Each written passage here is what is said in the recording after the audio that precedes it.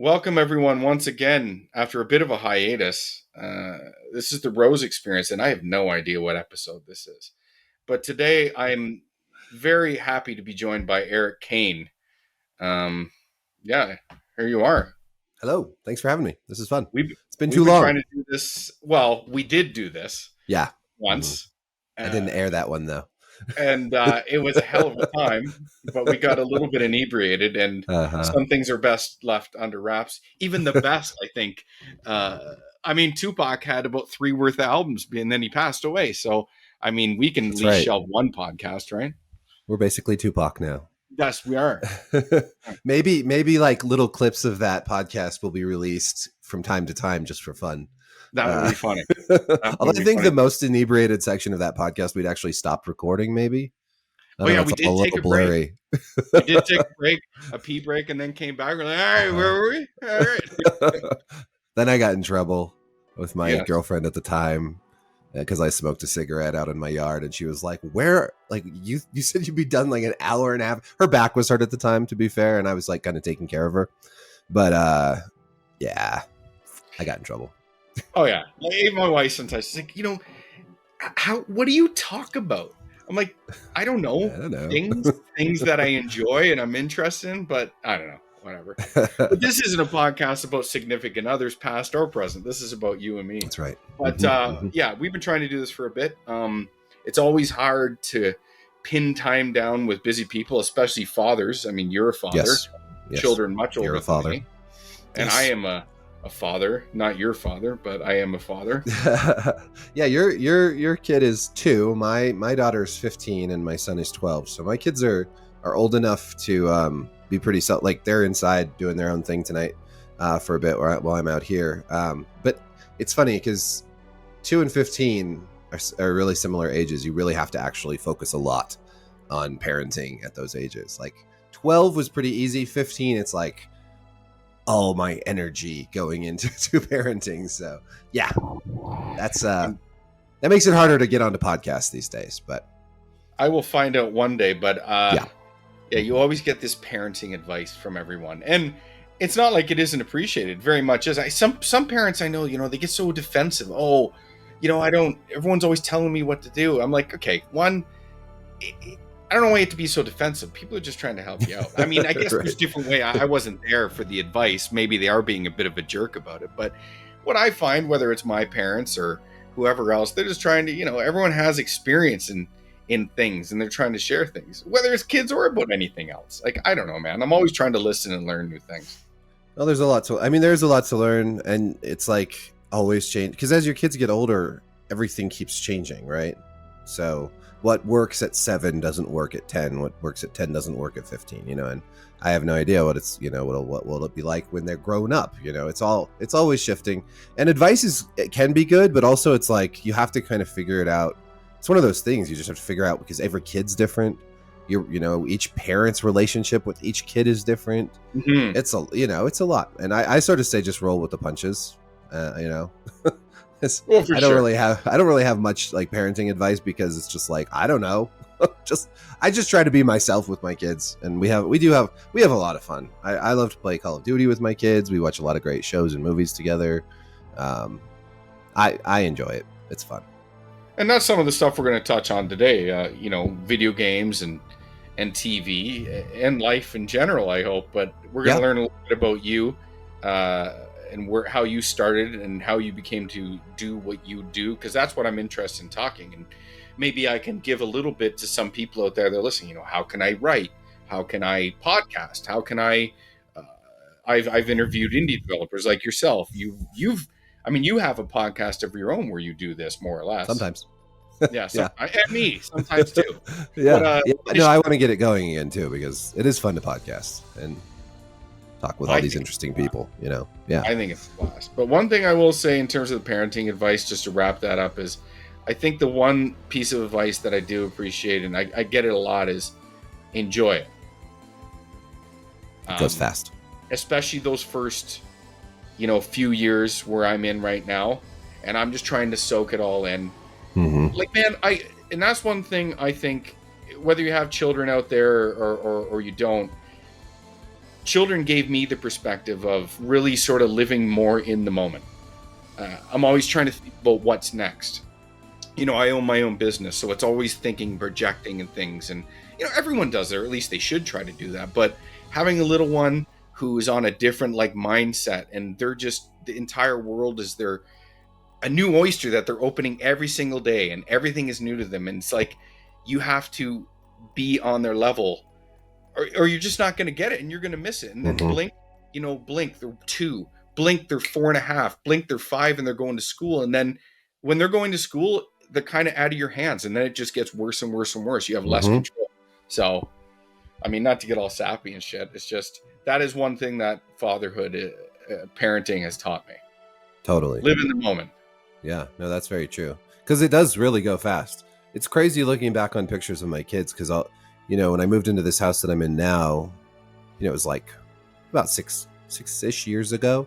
But if you look at, pictures of me and the kids are just so much small. I mean, I look basically the same, just a little different, a little older, but they look totally different. And it's like, holy crap, they have grown up so much in just the last 5 years, And it's just, did you know, like, when it was happening, did you know? Well, it's crazy, because it's like yes and no. Like, when they start hitting certain ages, it's just like they change so quickly. Like becoming an adolescent or a teenager, the difference, like in my daughter, from she's just turned 15 this summer, but if you just go back 3 or 4 years, she looks like a little kid. But now she looks like almost like a full grown woman now. It's just happened so fast. It's like you see it happening, but it's still, when you look back at a picture from a few years ago, you're like, wait, when did that happen? I don't understand. And like, my son is like, he's 12 and he's almost as tall as my daughter now. He just keeps sprouting up so fast. It's like, okay, pretty soon he's gonna sound, well, he still sounds like a boy, but any day now his voice is gonna change. Oh, it's gonna start cracking. Yeah, and all that, and then that's gonna be crazy. I can't even. I don't even want to think about it, honestly. It's wonderful, and it's sad, and it's all those things. So you're right. Live in the present and enjoy them. And honestly, like, at each age, there's something cool about kids, right? From being a very small infant to being a teenager, there's always something new that's fun about having kids, and something new that's challenging about having kids. Because as they get older too, like, of course I miss my kids when they were, 8 or 9, that really fun age where they're kids, but they're big enough that they're really self-sufficient. But then there's something fun about, as they get older, you can share more experiences with them, watch more grown-up TV shows with them, have more grown-up conversations about life and all that kind of stuff too, which is really cool. Kind of see them become human. So, yeah. I can't wait, but I don't remotely want to run. Yeah, it'll happen before you know it. So, and like, I'm like a nostalgic guy. Like, everyone think like I played sports. I'm like a guy's guy, man, but I'm a sap. Like, honestly, I'm a sap. I can't make it through the beginning of Up ever. I know, neither can I. Like, buddy, I turn into a fucking mat, like a mat. The same way. It's just the whole thing, and I'm like, how is this? Is the most heartbreaking thing I've ever seen. It destroys me. But anyway, yeah. It is. Oh my God. I watched that with my grandma. And then I sit down and think about my son getting older, and I'm just like, oh my God, this is. Oh, anyway. But anyway, let's talk about Erik Kain. I have you on. Once again, thank you very much for joining me. Thanks for having me. You know this, but this is a profanity-laden podcast, if we so choose. So if you want to keep your ears virgin, probably not a good idea to listen to this one. But I wanted to have Erik on today to interview, learn a little about his career path, how he became to do what he does, and our similar interests, which is video games. But Erik's gone in different directions recently. I'm really excited to talk to him about that today. So why don't we just start with the basics, man, and just be like, who are you? What do you do now? And really, how did you get on that path? Well, so I write about video games, TV shows, movies, that kind of stuff at Forbes. I'm a long-term freelance writer at Forbes. I've been there writing consistently, at least pretty much not every day because I'm not Paul Tassi, but almost every day for the last 11 plus years. I don't even know, over a decade. And so how I started was interesting. I'd graduated from university and was just sort of working a job that I never thought I would have, which was a logistics job at an ice cream cone factory, which was, I was an English major, so that was not really my ideal job, but I had very small children and just had to have something. So had that. And then I was sort of on my off time. And then when I was bored at work, I was blogging. So I was kind of like, I was sort of moonlighting, but just for fun at first. Me and some other online writers started a website called The League of Ordinary Gentlemen. And that was a political blog, basically, that we actually had some success with. Some people that wrote that have written there over the years have gone on to become like New York Times columnists, write for Slate, obviously Forbes. Ethan Gash at Kotaku wrote there for a while. We had a lot of different people go to a lot of different places from that blog. I wrote a post there about this website called True Slant, and it was like a blogging site that popped up years and years ago. Matt Taibbi wrote there. A lot of different people did, and I wrote kind of a critical piece about it. And then I got an email from one of the producers there, and they were like, "Hey, so what would you want to write about for us?" And I was like, "Oh, okay. I wrote a critical piece about your website. And now you want to pay me to write for you." So I started writing there, and then it turns out that the guy who started that, Louis Dvorkin, had worked at Forbes previously, and he built this website, True Slant, as a model, as a template for Forbes to go into the future with. And they purchased his template and brought him and all the sort of leaders of that, or like executives of that site, over to Forbes. And they took over Forbes, basically took over running Forbes. And they brought a lot of us with them. So I was brought over from True Slant to Forbes. My contract was renewed with Forbes, which was awesome. It was a crazy, lucky, wacky opportunity to write for a much bigger platform all of a sudden. And at the time, I was writing about politics, but they didn't really want me to do politics at Forbes, because Forbes at the time was, of course, like kind of a conservative business publication. And so I wrote about education, and then I wrote about the war on drugs, and I wrote about police brutality, and like I wrote about the militarization of the police and the overcrowding of prisons and all this kind of stuff in the beginning. A lot of stuff that actually got really relevant recently with like Black Lives Matter and all that. But I was doing this 11 years ago, right? So well before that kind of like blew up. And then I got sort of tired of it. It was like education and war on drug stuff seemed really depressing after a while.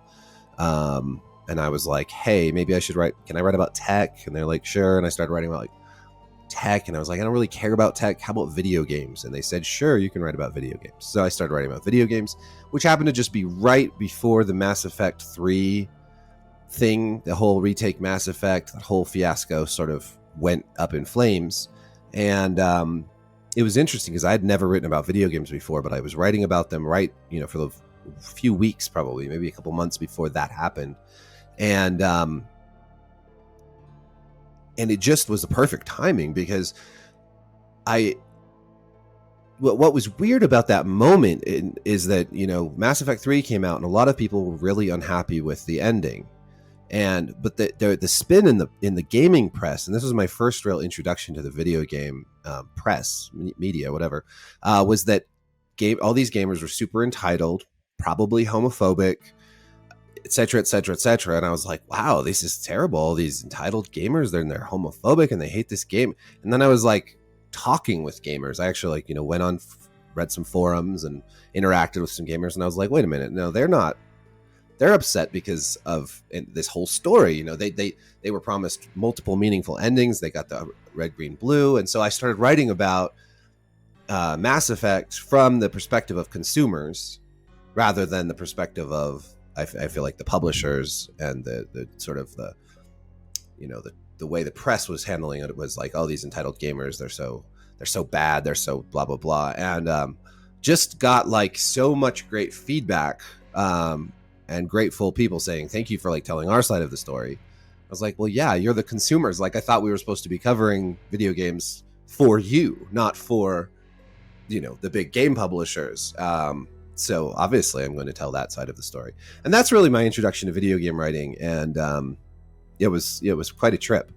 I don't think I made a lot of friends in video game journalism. Although I will say I wrote a pretty critical piece of Colin Moriarty, and he actually really appreciated it, and we have been friendly ever since. And we've talked many times. But he had written about entitled gamers, and I had criticized his take on that, and then I think he actually was appreciative to get that pushback, and I think it actually probably helped him think differently about kind of where he was at, and he said so to me in the past. So that was all really successful and really great, and it was a crazy introduction to video game journalism, and it turns out that video games were every bit as controversial and crazy and absurd and divisive as anything I'd written about before, including education and the war on drugs. So that was a trip. But that's kind of how it all got kicked off. Let's pause right there and just retread some of that, because we had spoken before, so we're covering some familiar ground for us personally. But I didn't know that you had only started writing about video games right at the time around the Mass Effect 3 controversy, because that's where I became familiar with you.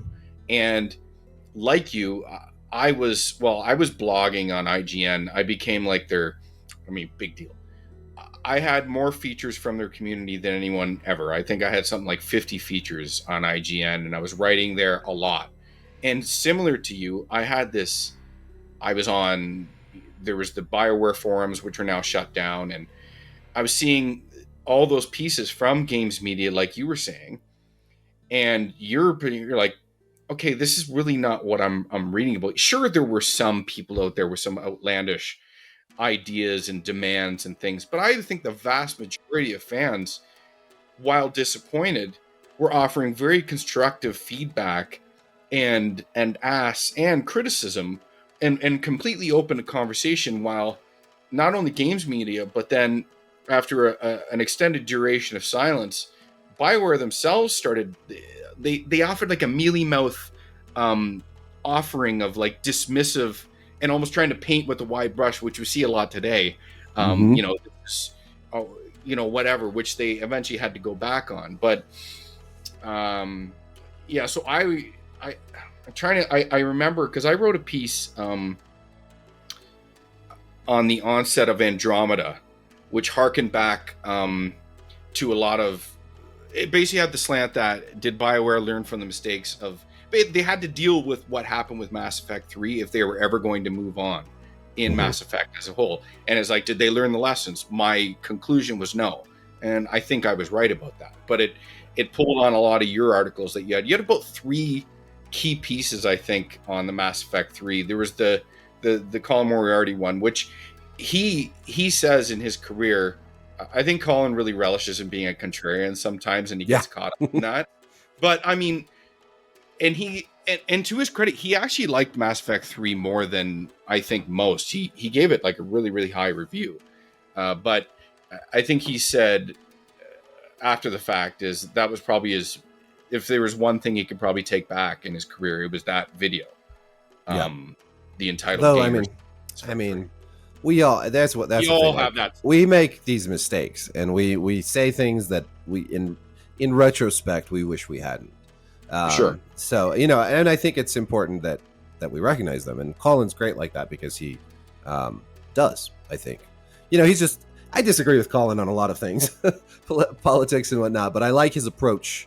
And he's a really down-to-earth guy and just super nice. And it's funny how, I don't want to spend too much time talking about Colin, but it's just strange to me how like controversial a figure he's become, because I just don't see it.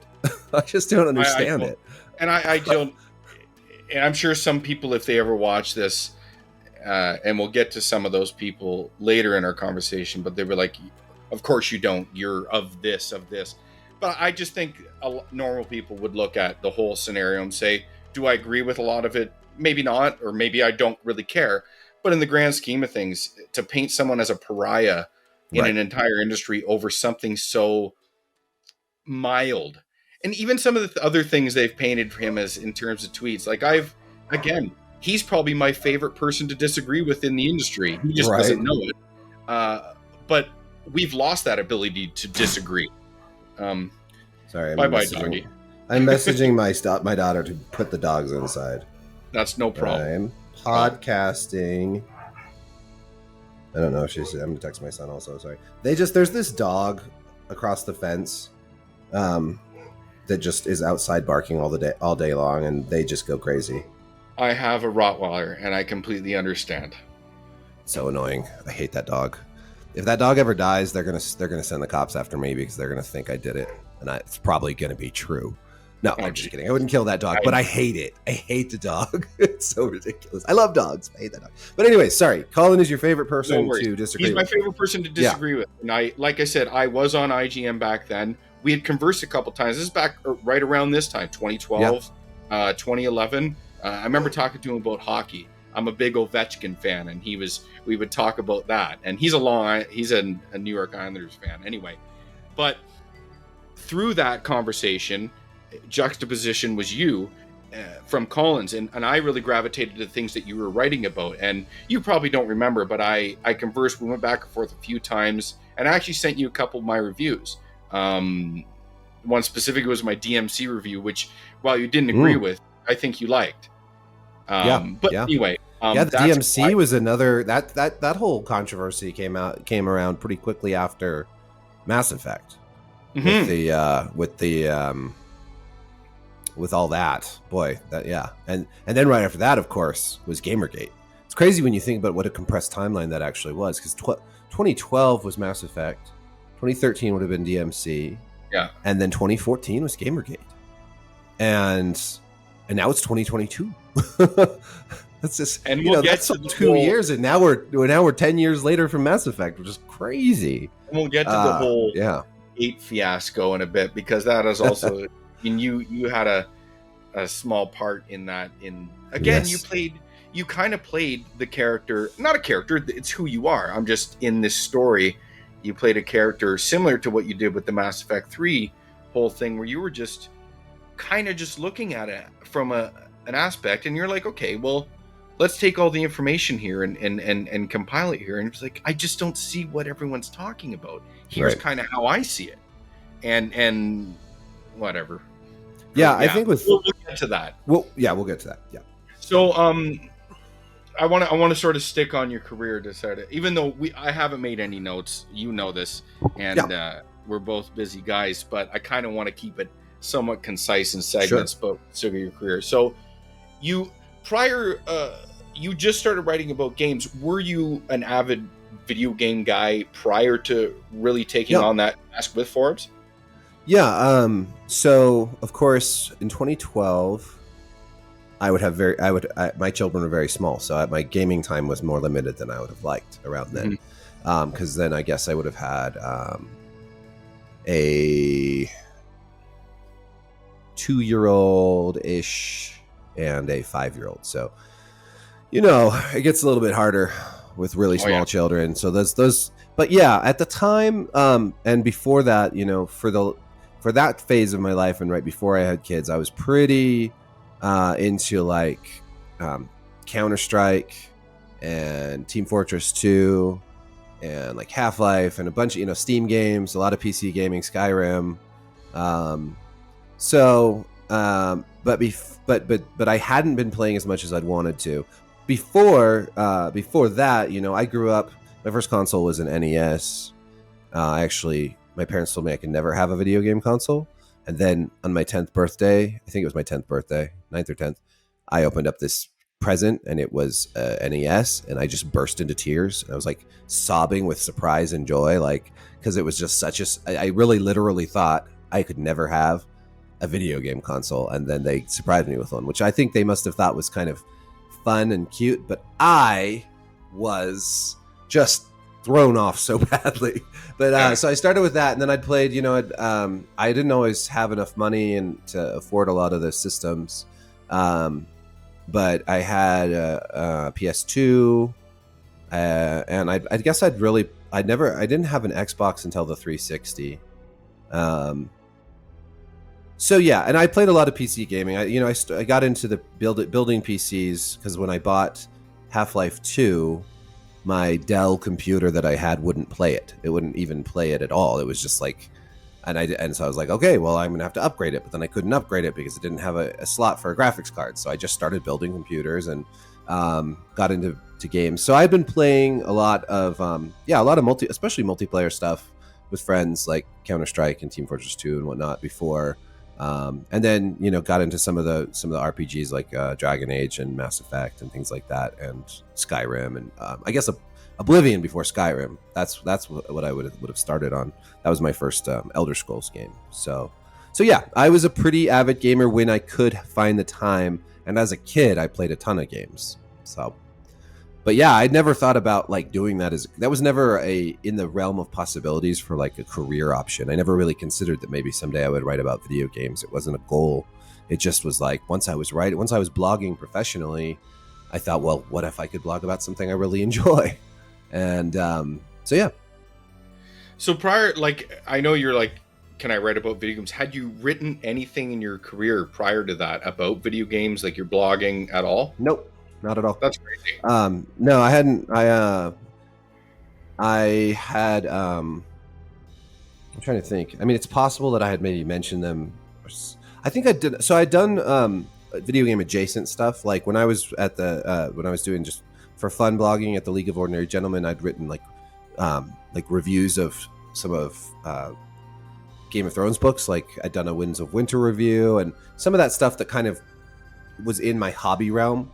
But I don't think I'd ever done any video game writing at all until then. That's interesting. But yeah. I mean, it's not like it's the most. If you're into it and you already write, it's pretty easy to move into video games. It was a transition because I was. Yeah, go ahead. Sorry.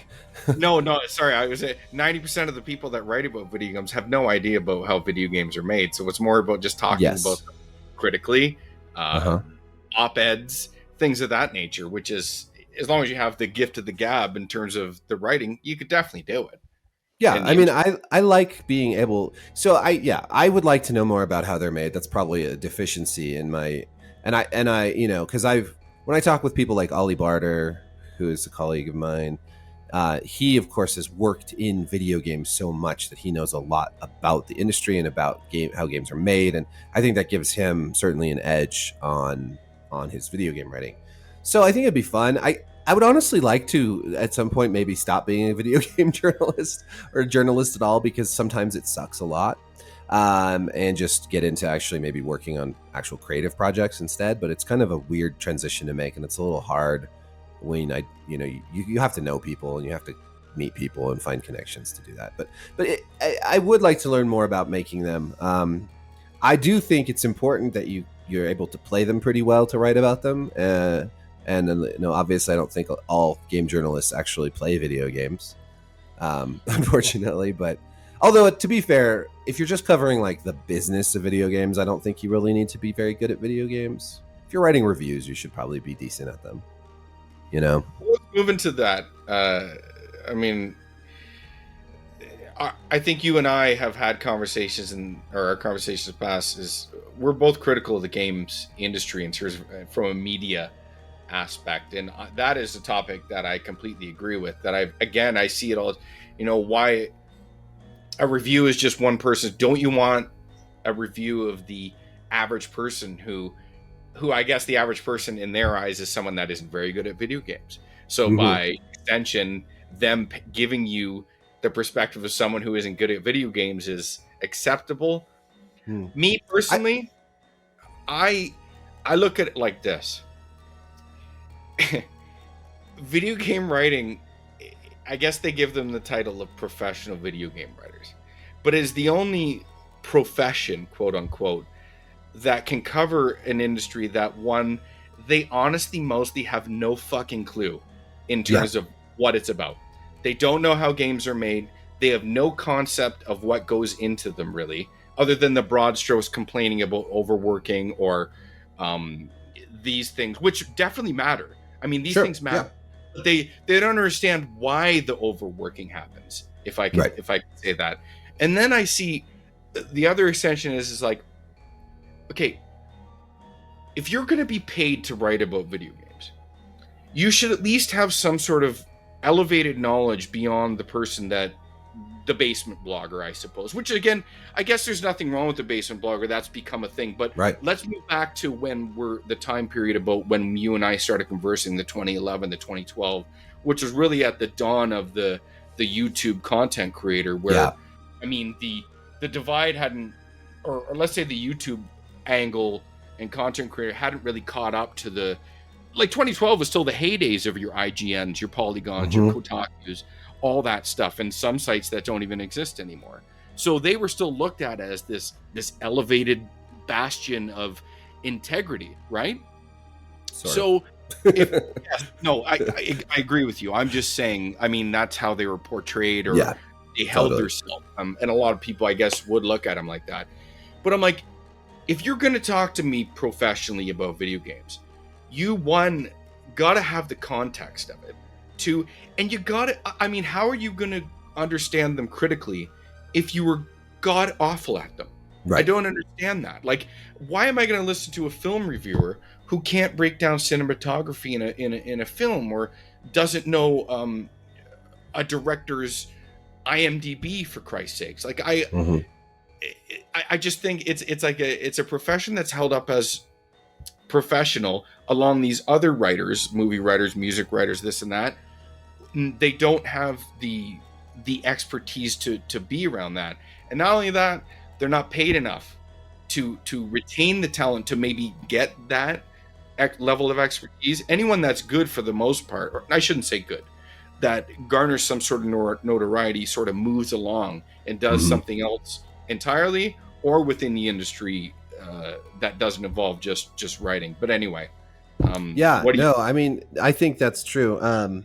You know, you read a car review or gun review or something. You've got people that are very, very knowledgeable about cars and guns writing those. I think, for one thing, because it's, I don't know, maybe it just appeals to older people. Like, there's more professionalism there.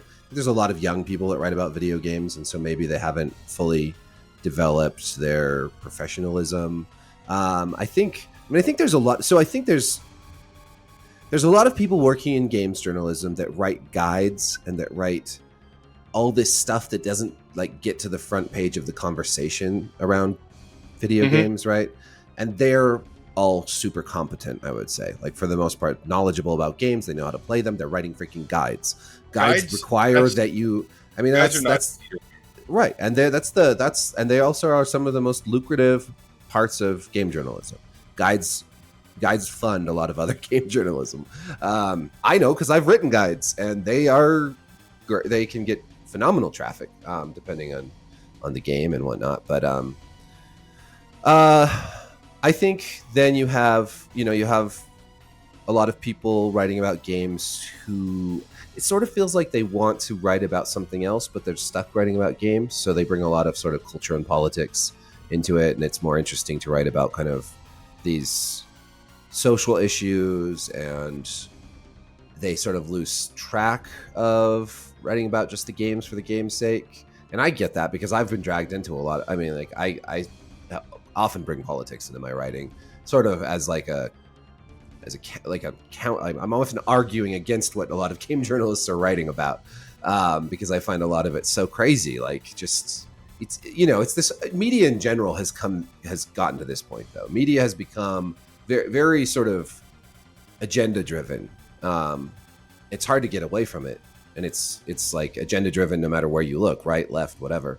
But I think that agenda, for whatever reason, it's very strong in game writing, and it's been that way for a long time. It's hard to know, who's a competent video game player just from reading reviews too. I think that's one reason that YouTube's taken off. You can see that the person playing the game is good at it, or that they're decent enough and understand it enough to talk about it in interesting ways. I mean, I don't expect everybody playing games or writing about them or making YouTube videos about them to be like professional level awesome players. That's cool to see, but I definitely think a certain level of competence playing those games is nice. So I wish I'd gotten into YouTube more. Honestly, I should have done that earlier when the world was when the YouTubing was like not as big as it is now. It's a little harder to get into, I think, now. I mean, I agree, my friend. Before we both had children, I mean, I just didn't. It's something that, I mean, I had a career. I was doing something else entirely, and it's just like the thought of adding. I'm like, why am I going to do that? But anyway, it's a lot of time and effort. But yeah, I mean, I don't need the pro gamer, man. I just need a little bit of competency, and it seems like again, these other writing frontiers. You can spot a fraud from a mile away, but it seems games writing, people are very apprehensive to point and say, no, that guy or that girl, they're misrepresenting it. They're just not, either one, they didn't play it long enough, two, they're lying about it, or three, they're just not competent enough to understand. Because my point is, if you're not good at games, how can you possibly review them? How can you convey or understand the language that a developer is trying to tell you in the gameplay? If you can't even grab the basic concepts, like I know people who went through Bloodborne, for example, or tried to, didn't even bother to try to learn how to parry. Yeah, that's crazy. You know, like that is a core mechanic of the game.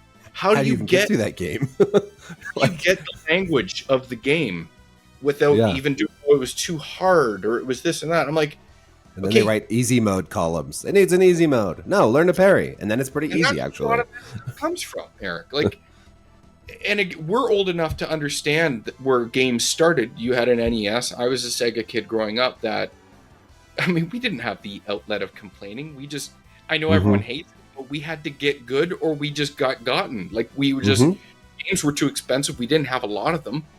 No, digital options weren't there. No, we just had to take what we had and play it over and over and over until we got good at it. Yep.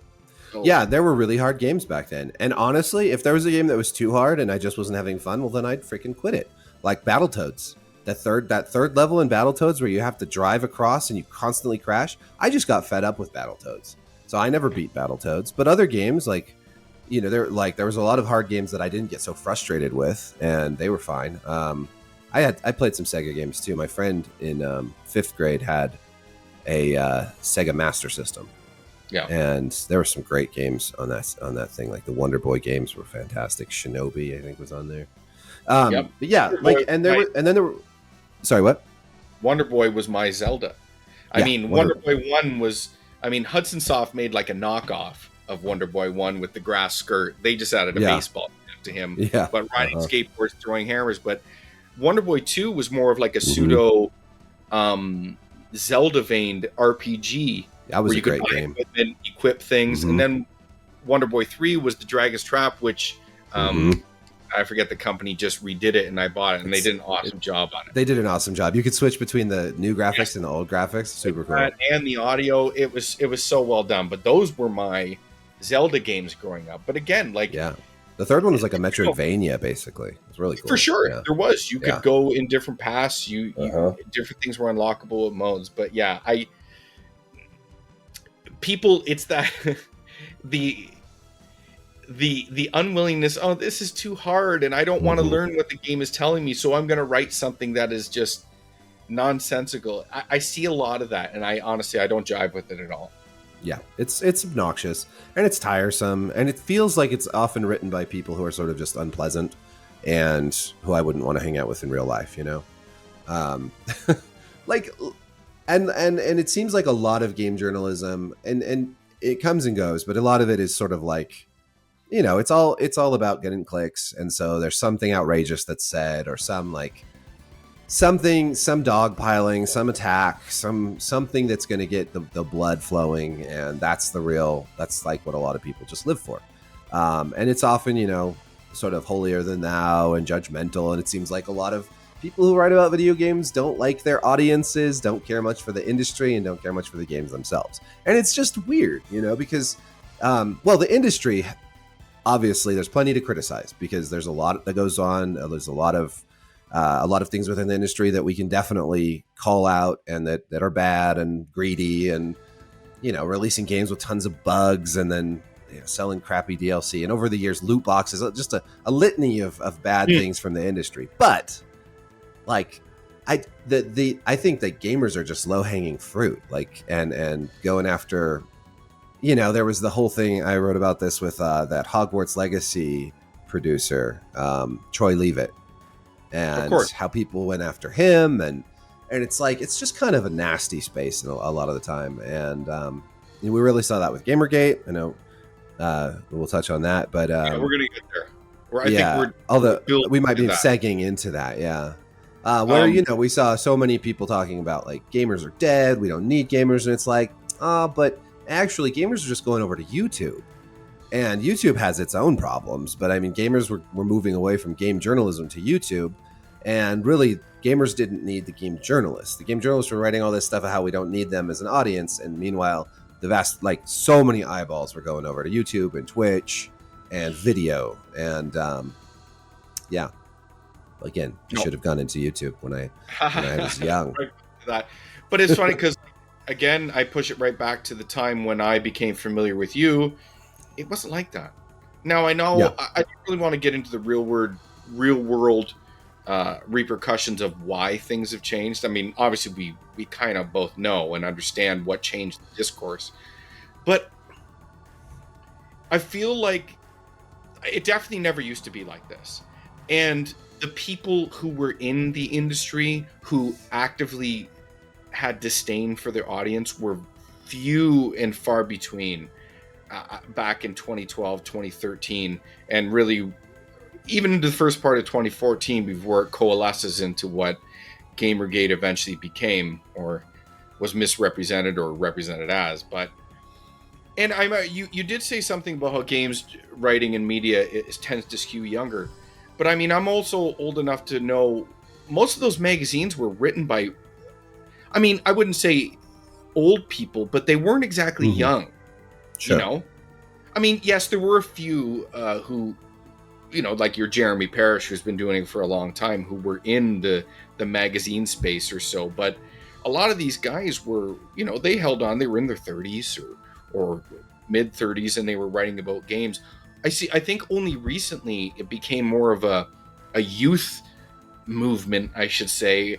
And usually that's reserved for a positive thing, where I don't think it's exactly a positive thing here. But I think that's more discourse, but also because of the pay. Games media has gone more. I actually think salaries, I mean, you could probably attest to this more, but salaries in games media have probably gone down. It's so hard to know. I mean, Ben Kuchera just let us all know a bunch of stuff about it the other day on Twitter. But, I think it varies a lot because, well, first of all, there's just so many publications and blogs. It's impossible to keep up with. And I don't know, like, there's so many different ways. A lot of people work freelance and just pitching stuff and making, who knows, $50 on a post, or some people probably make more. I've been very fortunate because I've been able to, even though I've dealt with a lot of bullshit, being able to write what I want as much as I want without having to pitch that all the time, and get paid on traffic means that I've done really well for myself. I've been more like a YouTuber than a journalist in that regard. I'm a content creator. Lately, I've stopped thinking about myself as a journalist. I'm a content creator. At Forbes, you have no oversight. Oh, we have oversight. Okay. But we're given a swim lane, and like someone like me or Paul, who have been there for so long and have basically seniority, have a lot of freedom to do what we want. Because we were like ground level, like coming in with the new, so whereas a lot of people who are newer might have very narrow swim lanes. Well, like Ollie writes about Japanese stuff, right? And some people might just have like a game that they write about there. And I can write about anything within my wheelhouse, which is like video games, genre, TV, movies. I can write about zombie shows. I can write about, so I have a very wide, I'm fortunate in this. I can write about a very wide array of topics. because I've been there for a long time and I've consistently been one of the top traffic drivers at Forbes for over a decade.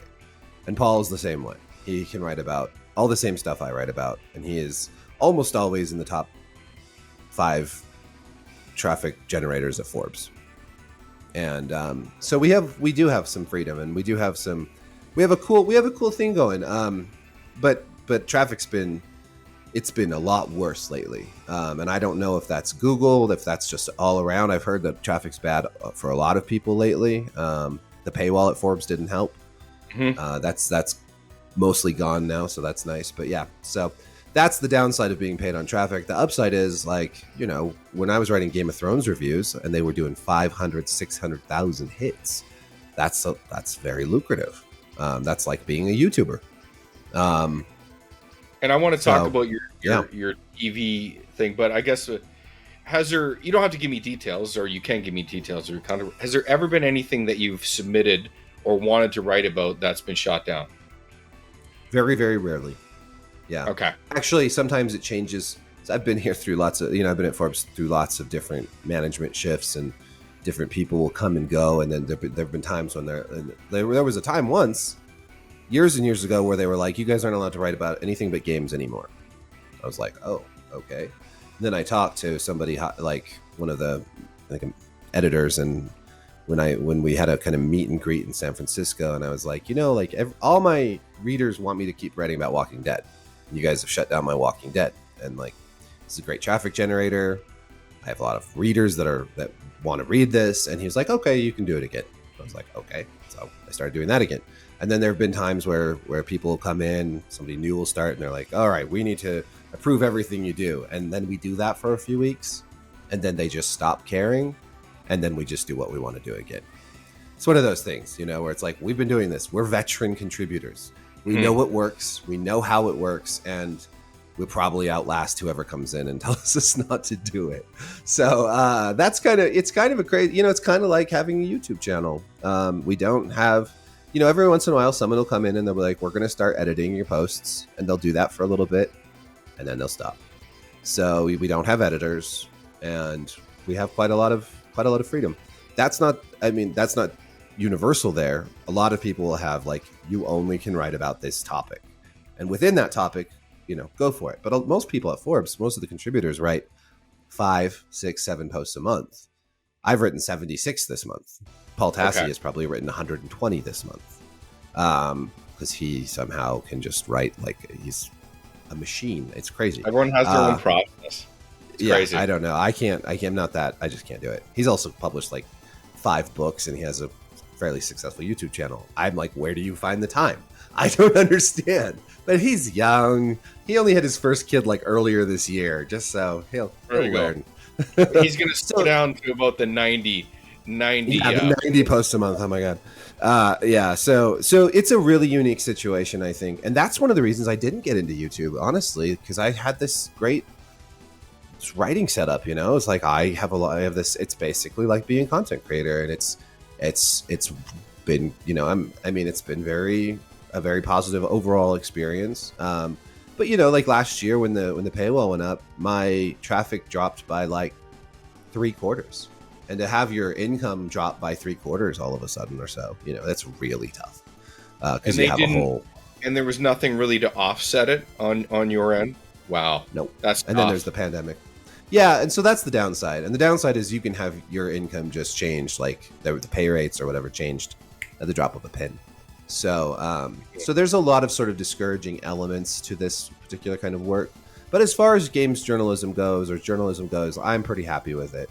But a lot of people in games journalism don't. I mean, there's a lot of salaried employees. I'm not a salaried employee. There's, so if you're working at Kotaku or Polygon or, a lot of those places, you're either going to be, employee, or you're going to be pitching freelance stuff. And that's, pitching freelance stuff is extremely discouraging and tiring and horrible.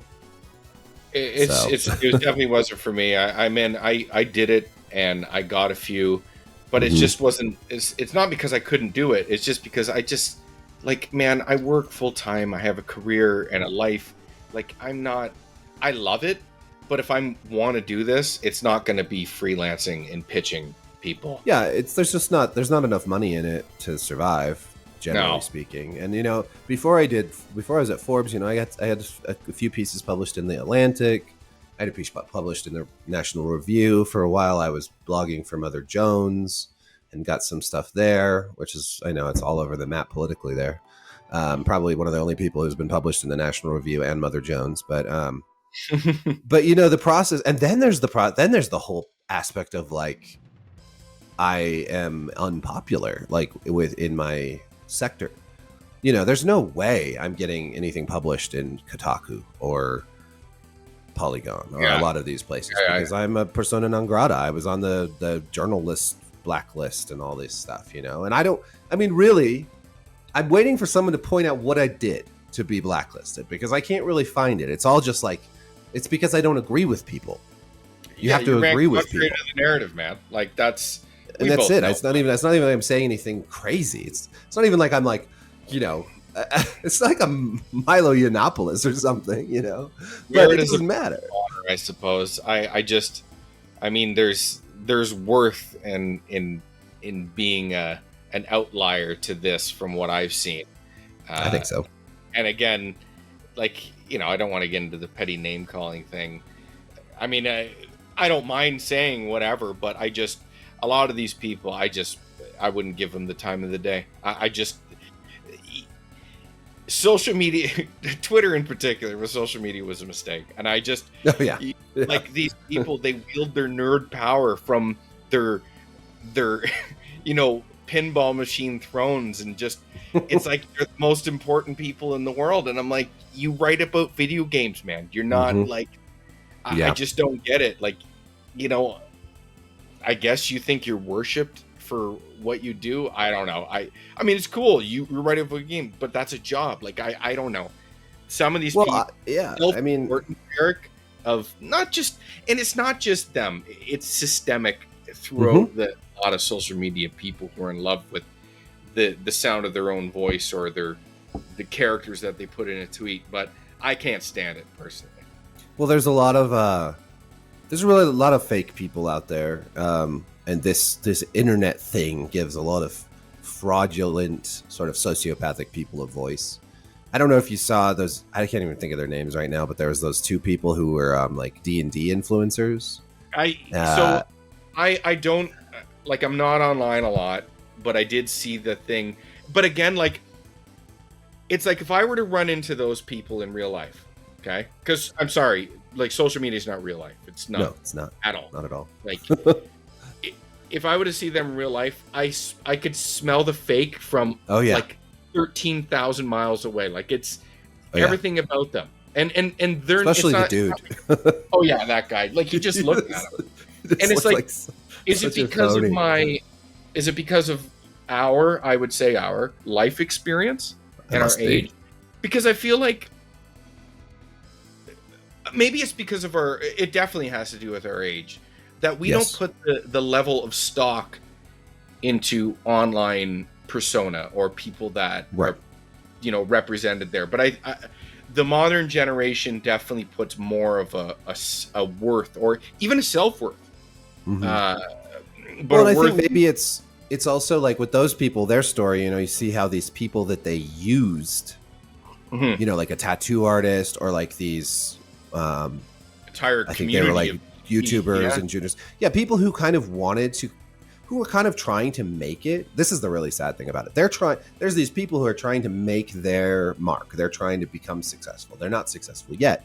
And then there's these people that they look up to and they think they're going to help them. But really, they're just going to walk all over them and use and abuse them, and that's how they operate. And I think that's unfortunately how. And I'm sure that's how in the history of Hollywood and lots of other places. That's how tale as old as time. This is just bad people. Yeah, and that's why these young, and that's why like we're older. I don't give a shit. I barely pay attention to a lot of these like influencers and internet celebrities and whatnot. Like I don't have the time. I don't give a shit, and I would rather actually just play the games or play D&D with my friends, or like that's what D&D is for. It's to play with your friends, first of all, not to like watch these weird sociopathic like plastic people on a YouTube channel or something. I mean, obviously there's some great YouTube stuff that, you know, with D&D also. Vox Machina and all that. And but yeah, I don't know. It's just a weird. The internet has created some weird cultural stuff that I feel sort of like an old fogey. Like I feel so behind all the time. I'm just like, oh, what's that thing that's happening? Oh, me too. Okay. I mean, I definitely am with you. And honestly, the fact that I know some of the things that I know actively pisses me off. I'm like, why do I know this? Like, even my wife would be like, how do you know this? I'm like, honestly, don't ask. Like, don't ask. I saw something stupid and I looked it up and then I got annoyed. And because I got annoyed, I kept looking. Yep. You know what I mean? Because we hate watch or hate research things all the time. And I'm just like I don't know what it is, but yeah, like a lot of this shit and a lot of the things that are popular these days, I'm just like, obviously that's a old man yells at cloud thing, I suppose. Yes, lots of that going on. I never thought I would get to this point, Eric, but I'm definitely there. Well, the thing is that what's popular has never been cool, right? So it is true. Just because it's the younger generation's popular thing, because I guarantee you, if you go talk to some people in the younger generation who are there's going to be some that are doing really cool things.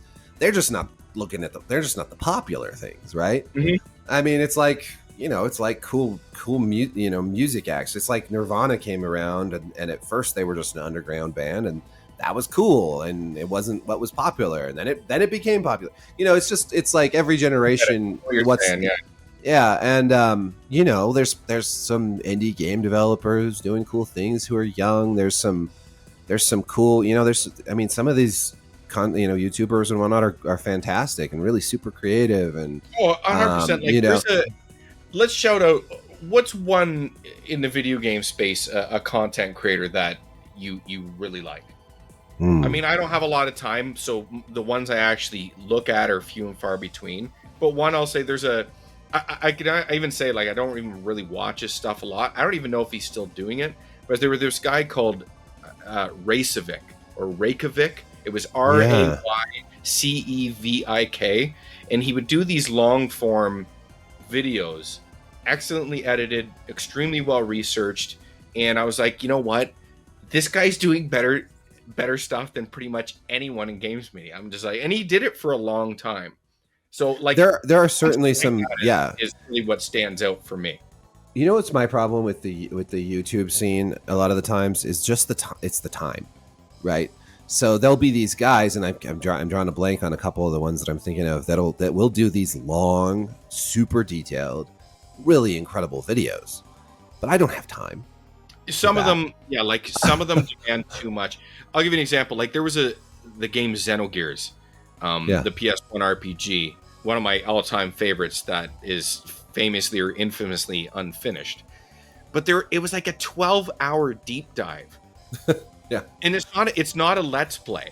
It's like a deep dive into the lore and the religious overtones, which is extremely cool, but I'm like, I can't do this. So I just bounced off and I was like, I watched an hour-long video, which again is still extremely long. Still long, yeah. Well, yeah, and it's like I might be able to listen to it. But you know, because as you mentioned, I'm writing probably more about TV and movies these days than video games. So like if I'm going to be watching something, and there's just so much to keep up with. But it's the same with video. Okay, so with video games, like if I'm going to be writing about video games, I have to play them. Yes. And that is super time consuming. So it's hard. I don't know where people find their time. This is what I don't understand. But like I can't sit around and watch a lot of YouTube content because I'm busy with so much other stuff. It's either like a game that I have to pour like anywhere between 6 and like 80 hours into, sure. Or it's watching all the damn shows that are out right now and trying to keep up with the movies, and then you have to write about all of it. So, and make videos and promote it on social media and all the rest. So yeah, sort of because like I was saying before we started, I've noticed a distinct pivot in what you write about these days. It's more in line with TV and, again, like you said, TV right now, I would say, well, I wouldn't say like a golden age, but there's so much good TV. There's so much good TV, and there's even a lot of just okay TV that's still fun to watch. You're right. Yeah, you're right. Yeah, yeah. I would say that my pivot to TV is Walking Dead. Is that correct in saying? So I started writing about The Walking Dead and Game of Thrones, and I think I was still writing about Breaking Bad all back then, and so I wrote about those, and then I've written about other stuff kind of less consistently. Those kind of my niche. I think the reasons that I've pivoted more and more to TV and movies and stuff is one, the content is more regular. There's always a new show going on throughout the year, pretty much, and a lot of them release multiple episodes across. They're not all like Netflix where they just drop them all at once. A lot of them release over weeks, and so it's like it's something you can keep up with a little bit better. It's really hard. It's really hard. Games are sort of feast and famine. Like, they release a bunch all at once, it seems like, and then there's nothing for like 3 months. And so live service is kind of fun to keep up. Like, you can keep up with the steady seasonal releases and things like that. But just the amount of time to like input to output with video games is pretty tough. You spend 80 hours on a video game so you can write a review about it, and then you write a review and you get like 6,000 hits or something. Mm-hmm. That's 80 hours. I mean, you're just losing money in the way I'm making it. And maybe it would be different if I'd gained a big YouTube following or something. Maybe like gaming would be more lucrative because there's that bent on YouTube. But for writing purposes, it's not. It's a lot more work to keep up with these games and be able to write enough to make a living and all that. Whereas TV, I can write a review of each episode. There's tons of shows and honestly, a lot of my following has been around TV shows. So I guess I've gravitated towards that. I think I enjoy writing about them more. Also, like I like writing about games. But I don't know. There's something about stories that I love to talk about. I love to see how the story comes together. I love to, like I was writing about Better Call Saul recently, and it's just such cool stuff they're doing with that show, or that they did with that show. It's over now, and I love to actually like think about that and analyze that and talk about that, and the fact that with a lot of shows, it's every week there's a new episode that drops. It's like you can keep talking, that conversation keeps going, and that's fun. I really enjoy that. Predicting what's going to happen, or just talking about where it went wrong. But I do regret not writing more about Elden Ring. I was in a really bad funk when that came out, and I played the crap out of it, and I just was like, I had nothing to say. It was really weird because I loved it and I had so much fun with it, but I just could not bring myself to write about it, and that was strange, I guess. But well, it's never too late. In terms of a business sense, maybe it is, but in terms of still, Elden Ring's the gift that keeps giving. It's the critical and commercial darling of the year. I had a podcast with a good friend of mine. He owns and he founded 2 Ton Studios, and he's a big Souls fan. And I painted it as a dev versus critic conversation where I took the critical slant and he took the dev slant. I wanted to understand some of the things that he saw from a developer standpoint, and mine was a critical standpoint, and then some of the issues I took with the reviews and stuff like that. But the reviews were all bullshit. Sorry. Again? I said the reviews were almost all bullshit. There's no way that 90% of the reviewers had finished that game by the time they posted their reviews. So, well, that I guess we could get on. I mean, my point again, getting back to this, can loop back around into games writing. I guess my point was, as much as I love these games, and dude, I fucking love them, I feel like they get a pass on so much shit critically, and we're in strictly a review sense. And it's just like for instance, God of War Ragnarok got plastered for reusing one boat animation. Where's that energy for Elden Ring's reusing animations across the board through all of their games? From Software, a lot of those I like what they do personally, and I don't mind. Animations are fine. Like Eric, honestly, I don't mind it at all. I've been playing video games for so long that it doesn't really matter to me, but it just shows the hypocrisy of, what we're going to dock and what we're going to not. And it's like From Software gets this gracious pass all the time critically for things that other games simply do not. And the other thing was the boss thing. It's like, well, you learn something with every boss. Okay, man. Like, every game does that. If I guarantee you, if the boss in Bayonetta kicked my ass, or this reviewer, the boss kicked their ass 5 times, they'd be like, fuck this game, and they throw the controller. But in easy mode. in Bloodborne, suddenly it's this angelic experience that has taught me all these things because I kicked your ass 35 times. You know what I mean? And again, I love all this stuff, but I just like to see the hypocrisy in this stuff. Yeah, but I can see that. In terms of, I love just taking that angle and seeing this shit. I'm like, okay, man, like, I don't know. Like, I can talk about it while still enjoying it, but also having taken the piss out of some of the reviewer stuff. And also the pass Elden Ring gone on some of the tech flaws and shit like that, which eventually have been, they're going to get ironed out, which also goes into another deficiency I find in games media, especially with reviews, is that the review process is antiquated entirely, but it's driven by traffic. So I'm talking as someone who doesn't run a site, but if I ran a site, I probably wouldn't be giving the conversation that I have, because if your job is to serve the viewer, writing a review that comes out on, embargo date or which is generally before release, not always, but generally, on a game that generally hasn't had the day one patch.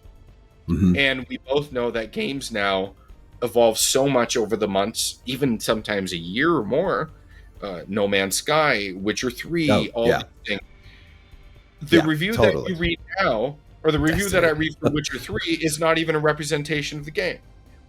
It's so tough. Yeah. Why can't we extend these conversations? And they're like, well, the viewer doesn't want that. Well, if I'm a large outlet, Eric, isn't it my job to dictate the content, not let the consumer dictate the content that I give them? Like, I can foster a higher elevation of conversation by just being who we are as an outlet, whatever the fuck I am.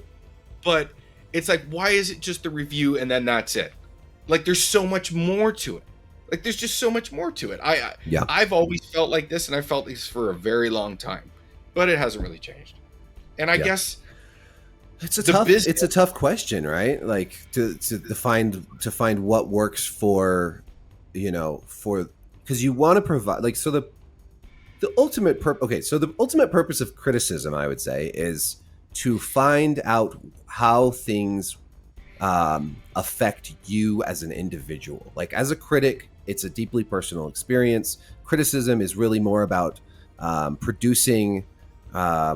it's about exploring art and figuring out what it means to you. But reviewing is about telling a consumer whether they should buy a product or not. So, like, if you're going to review, like, you're trying to hit embargo, not just for traffic, because reviews, like, aren't your bit. I don't think most sites are driven by review traffic. I think guides and a lot of other things are going to get them more traffic, and like previews. A lot of times for me, writing before a game comes out gets me more traffic than the review itself. But for the consumer, you want to get that review out so that they can make an informed decision whether or not they should buy the game. But if you can't, if you have an 80-hour game and you have 5 days to play it, like, no, you can't do it. You can't play it. And what I've never understood is like the larger outlets who, take up the primary on Metacritic, which is a whole other bag of bullshit that is fed into the business in ways I don't like.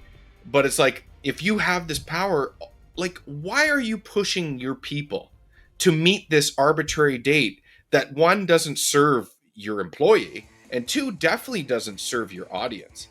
It's self-serving in this short burst. You see the YouTuber, whether I like them or not, like Joe, what's that guy? He does reviews of games. I can't think of his name. something Joe. know. But anyway, his reviews Angry Joe. I think it's Angry Joe. Angry Joe. Mean, a lot of people Angry Joe. love his reviews, and they're long form, and he edits them extremely well on video. I don't love the personality, but I respect that. To each their own, right? Exactly, but that's not my point. My point is he releases his review when it's ready, and he doesn't lose one fucking person from doing that. Well, and that's a great model for sure. Yeah. If he can do it, why can't an IGN, which was once seen as like this bastion of leadership within games media, all they did was serve themselves. They didn't serve their audience, and they conditioned their audience to accept something that wasn't good for them. Yeah. Does that make sense? Yeah, no, that makes sense. I mean, I think like that's the trick with like shifting expectations. I sort of gave up writing timely reviews a long time ago. I try to do it for TV. Well, for one thing, again, for TV, it's an hour. For a game, it's 60 hours or 100 hours. So with the TV show, the episode comes out, and that's the finished product. With a video game, like you said, day one patch, season one update, la-di-da-di-da. Like, it's just happens to be Cyberpunk 2077, and it's a total fucking shit show. Or even like, Elden Ring. I got a review code for the PC version like a week before it came out. And as soon as it came out, I bought a copy on Xbox because I didn't like the PC version. It didn't support widescreen. It was buggy. Much better on Xbox. But then you go back to Elden Ring, like reviewers had like a week, maybe a little bit more to review that game. And there was nobody online to summon. There were no guides to follow. There was no, so give me a break. None of those guys were, I know for sure a couple that finished it.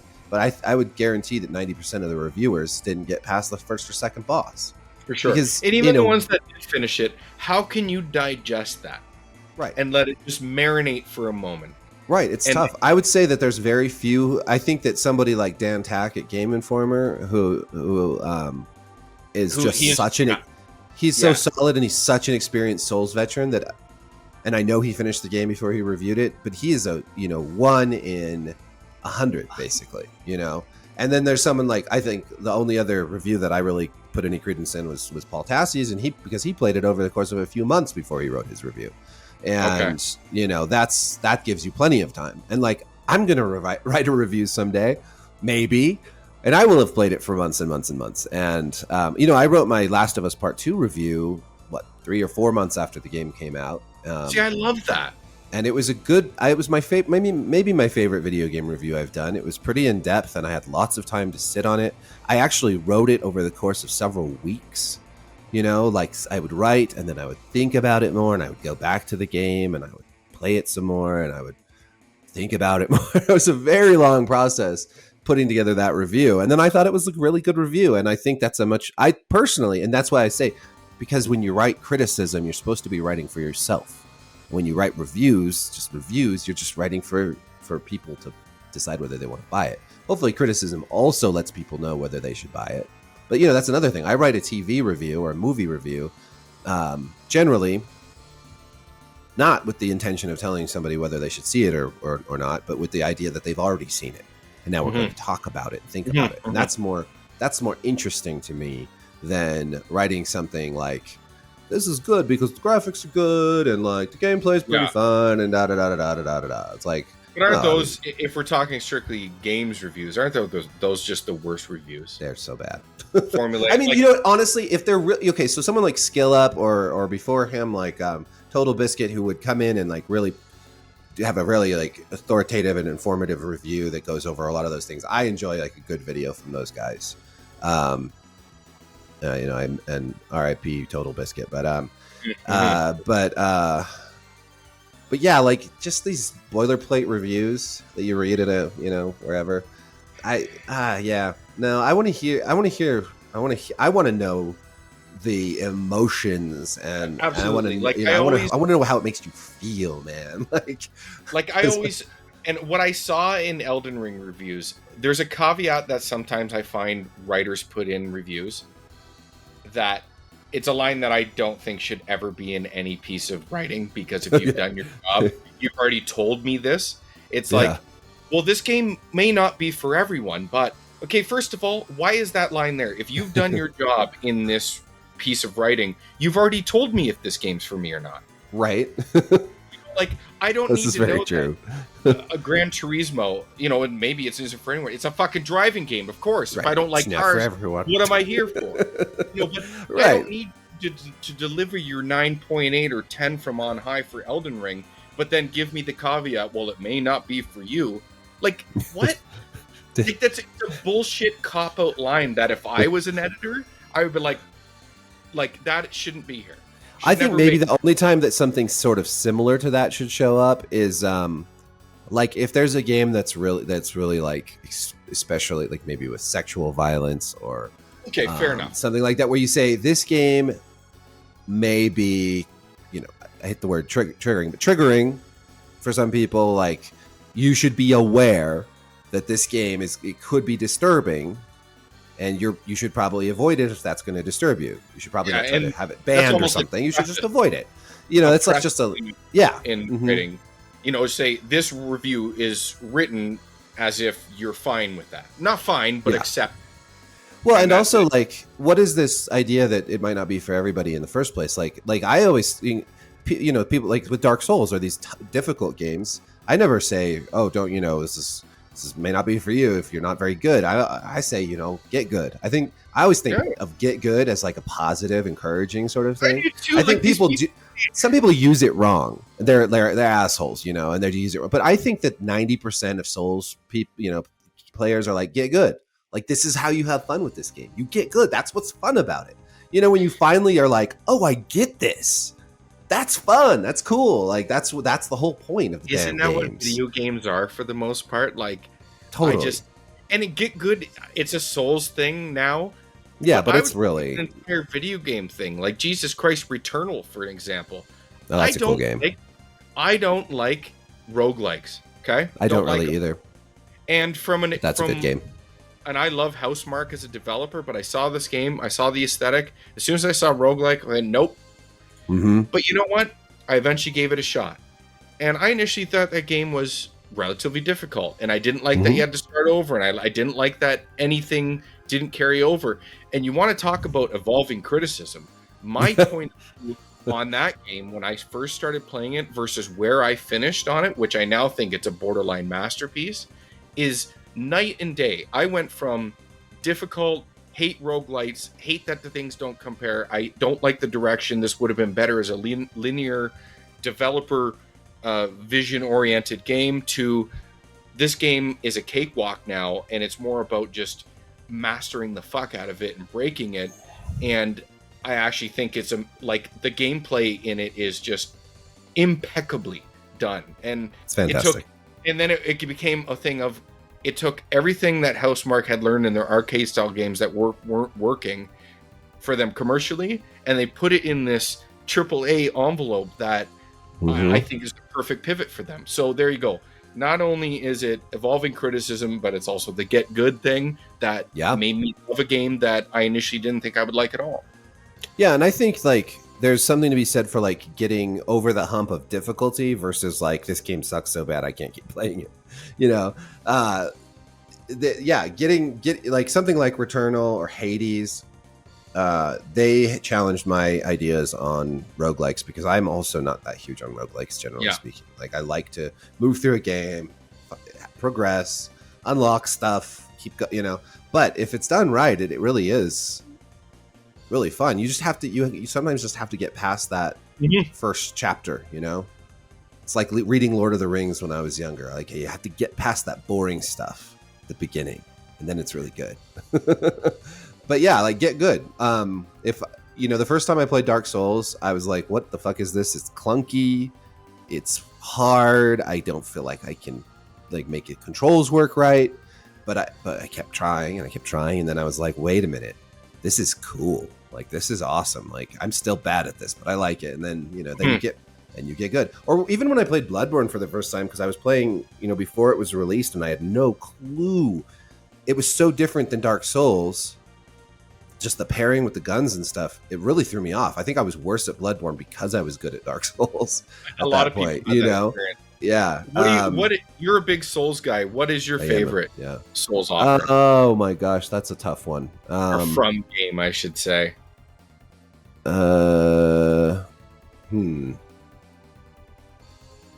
There's things I like. So I'm trying. I keep thinking about writing an article like what I love about each FromSoft game, because it's hard to rank them, and it's hard to, because I go back to different ones and there's things I love about each one. Like I love the first Dark Souls partly because of nostalgia, because it was my first game. I played it before Demon Souls. I played Demon Souls second, even though it came out first. But I love Dark Souls because I still think it has the coolest world building, like level design of any of the games. The ambition is infinitely impressive.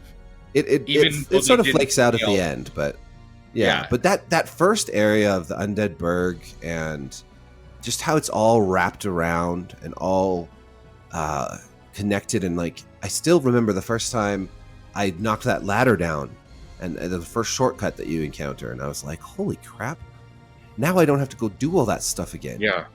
I got through it, and there's the shortcut. Or the first time that you're down in the Darkroot Basin, and you look up and you see the bridge way up above where the Red Wyvern is, and you're like, wait a minute, I was up there like 4 hours ago, And it's so cool. Like I love that about that game. And so it's hard for me to have any game where I have just such that, like when I think about the way I felt playing that game, I don't think any of the other ones come close.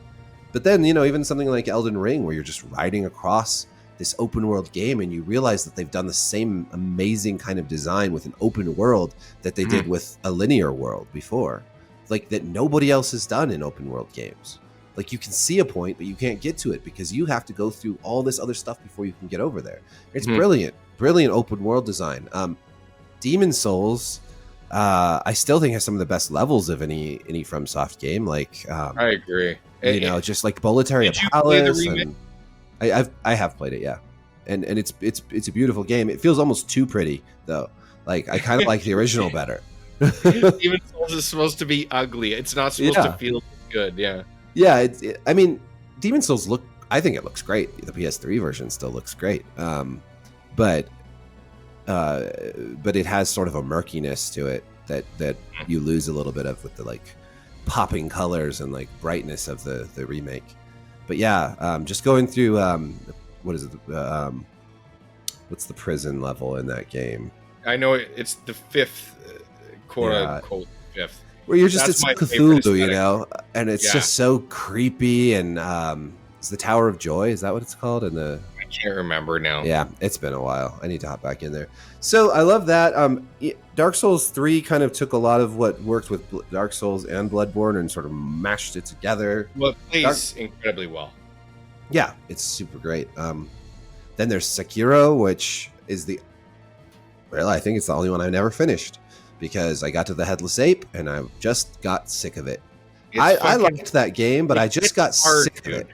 It's hard. I mean, it's a beautifully made game. I think it's just so impeccably designed, and it's like a sword ballet playing that game. Like you're grappling and you're breaking their stance, and you're just, it's often a 1v1, in bosses.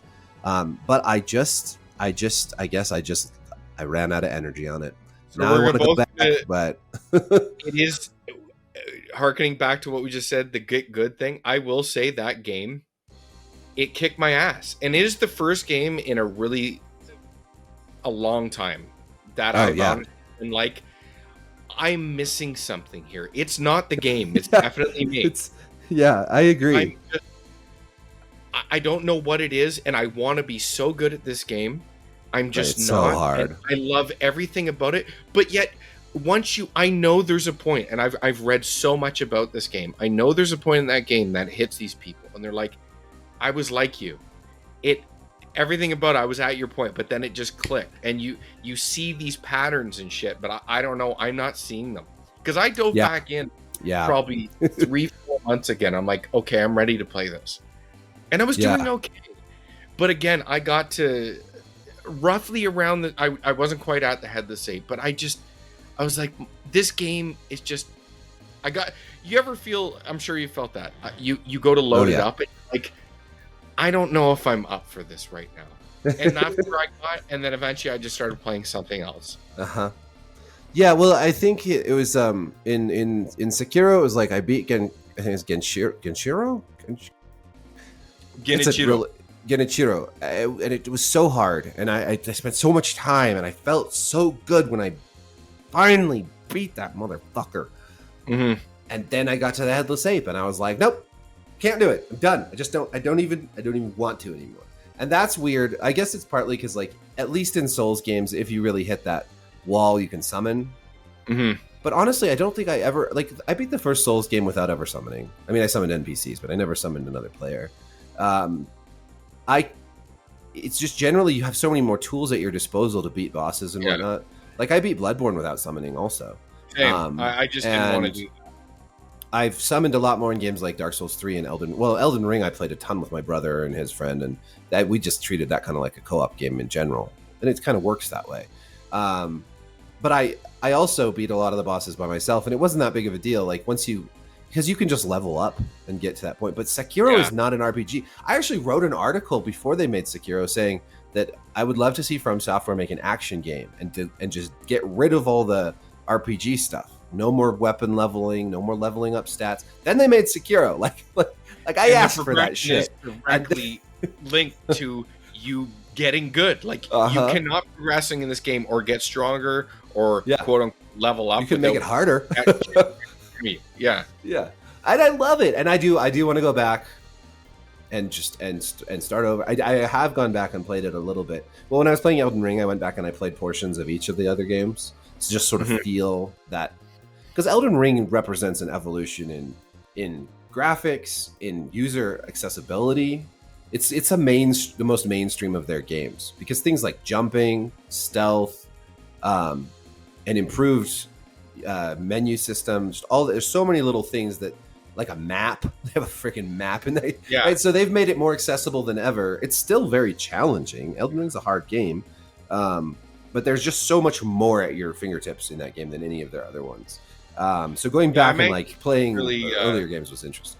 I'm anxious. Like, I haven't played Elden Ring yet. I jumped into the intro, but I can't play any game on day one. And I know it's not day one now, but I wait for it to. Yeah.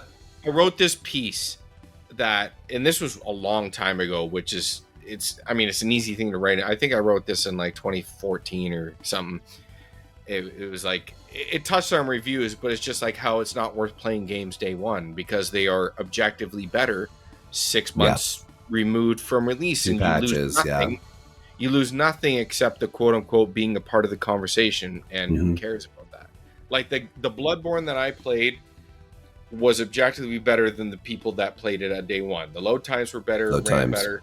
And that's just a small example. Witcher 3 had gameplay enhancements. Yes. Graphical enhancements. Whole movement enhancements, quests, UI ironing out. And I played that game a year after release, and it was so much better. It was such a better experience compared. So what did I lose by waiting? Right. Literally nothing. The only games where I would say that doesn't, that still applies to these games, but if you're playing multiplayer games like Call of Duty with your friends, you want to play them when they come out. That's solely because it's a social experience. But what is the point of playing Witcher 3 when on day one? Because it is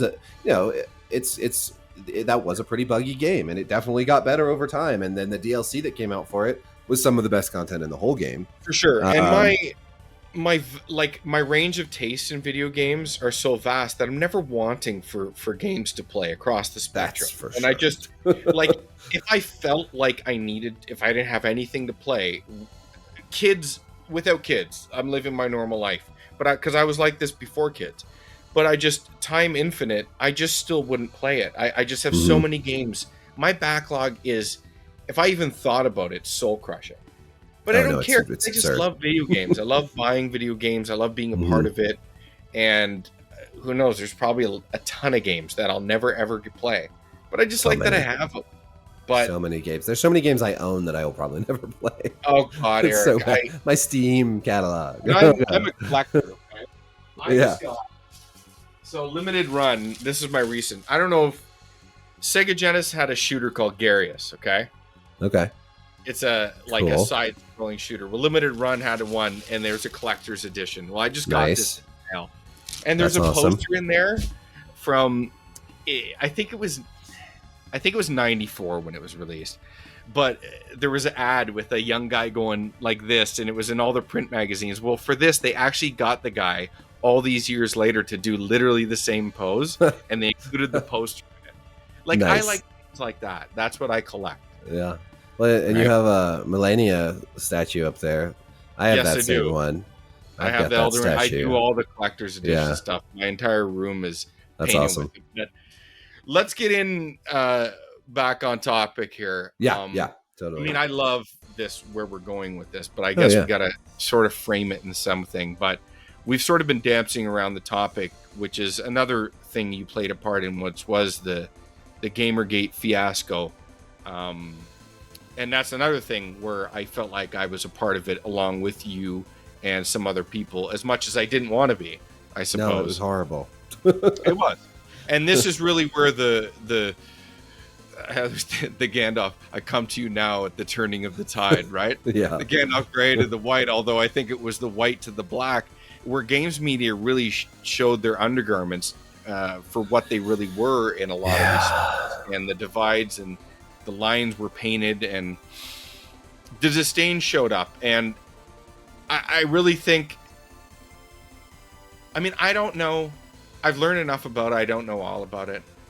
But I definitely don't think, painting it, Gamergate was this harassment campaign that is responsible for everything from Donald Trump to being elected to the January 6th insurrection is pretty absurd from where I stand.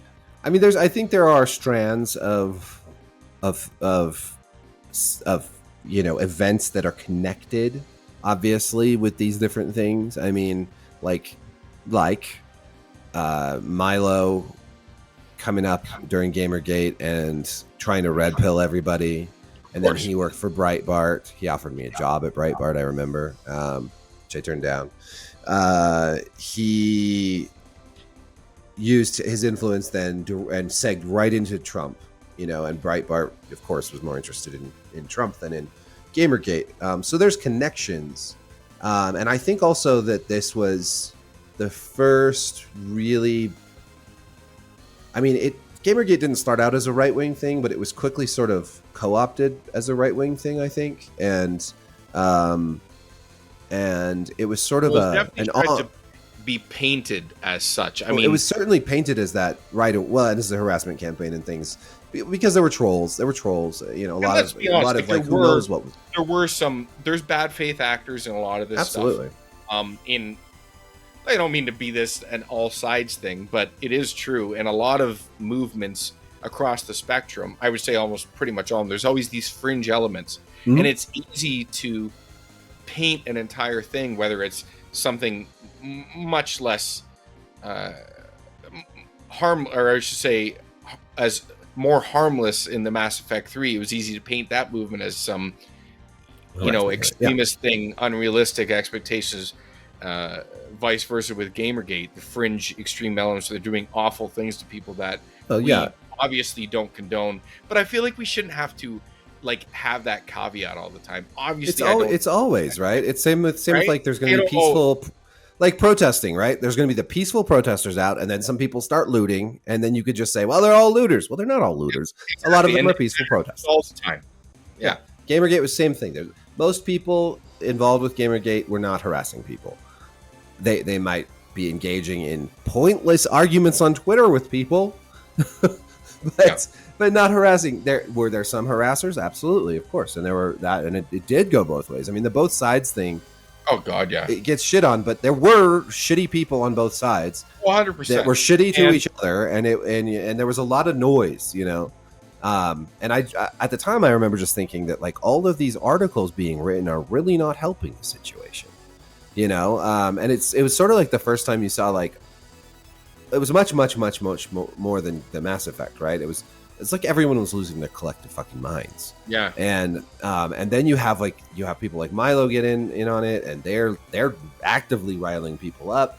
You've got Leigh Alexander writing the Gamers Are Dead article, even though, if you rewind time a few years, you can read her write a very eloquent defense of Grand Theft Auto. And it's so weird to see a lot of these people like kind of totally change their entire philosophical makeup to like join this new like weird identity politics movement that sort of started growing up then, and then in 2016 when everyone lost their collective minds even more. It's like over the last 8 years or so, everyone's lost their fucking minds. Yeah. But starting, and something, me being so arm's length from a social media thing, mm-hmm. I just don't mind. I watch it from afar and I'm just like, wow. But I definitely see it, Eric. Like it's impossible to see because it's not just a social media thing. It's painted everyday life. It definitely has. Yeah. I mean, I'm Canadian, and it's here too. Yeah. Oh yeah. So yeah, I think Gamergate was a lot less significant than people made it, for one thing. I mean, it grew up around that whole Zoe Quinn thing, which was,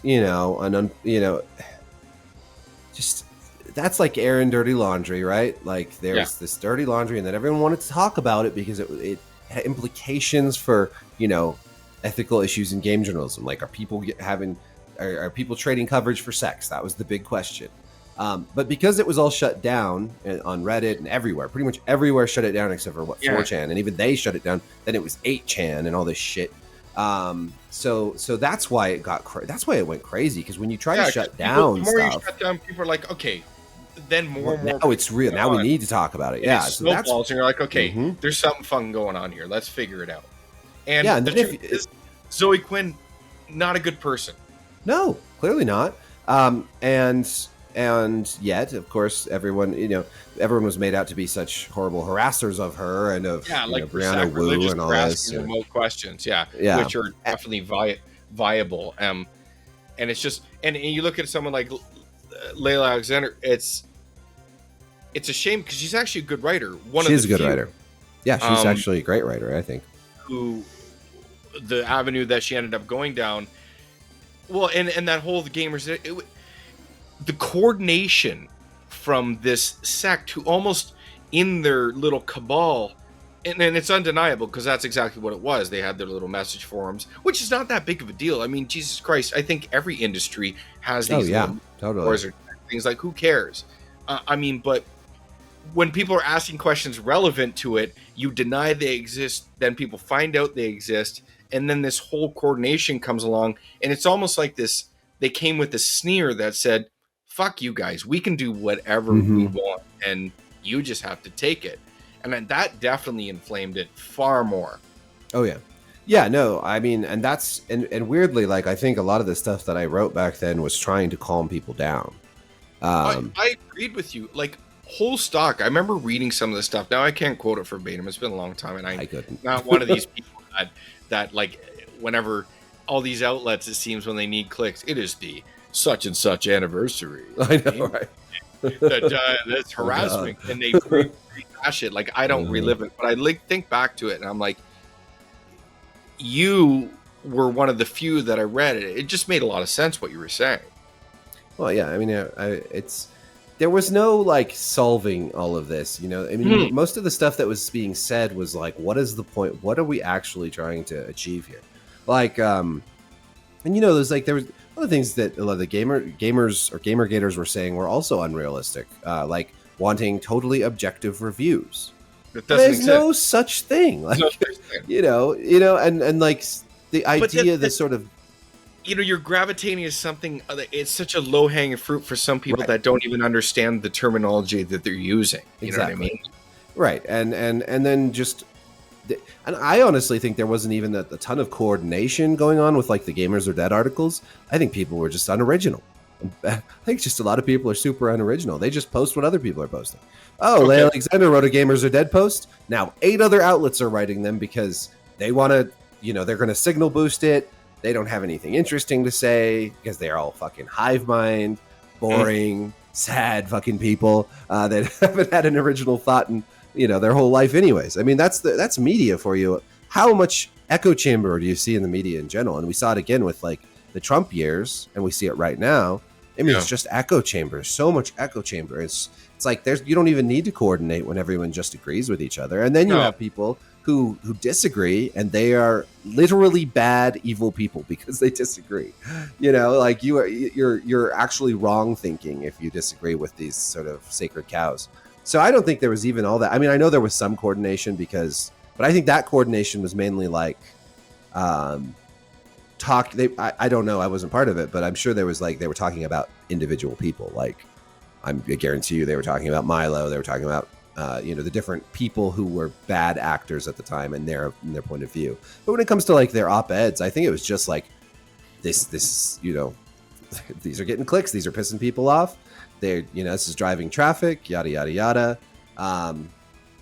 It was just a weird time, honestly. That Gamergate I found it very overwhelming after a little while, where it just seemed to suck all the oxygen out of the room, and it defined these sides of, like, at least with Mass Effect, it was like there was nothing political about it, really. Like they talked about there being harassment and whatnot, but people who were upset about Mass Effect, it never became really political so much as it was like still a game-focused argument. Game-focused, consumer-focused.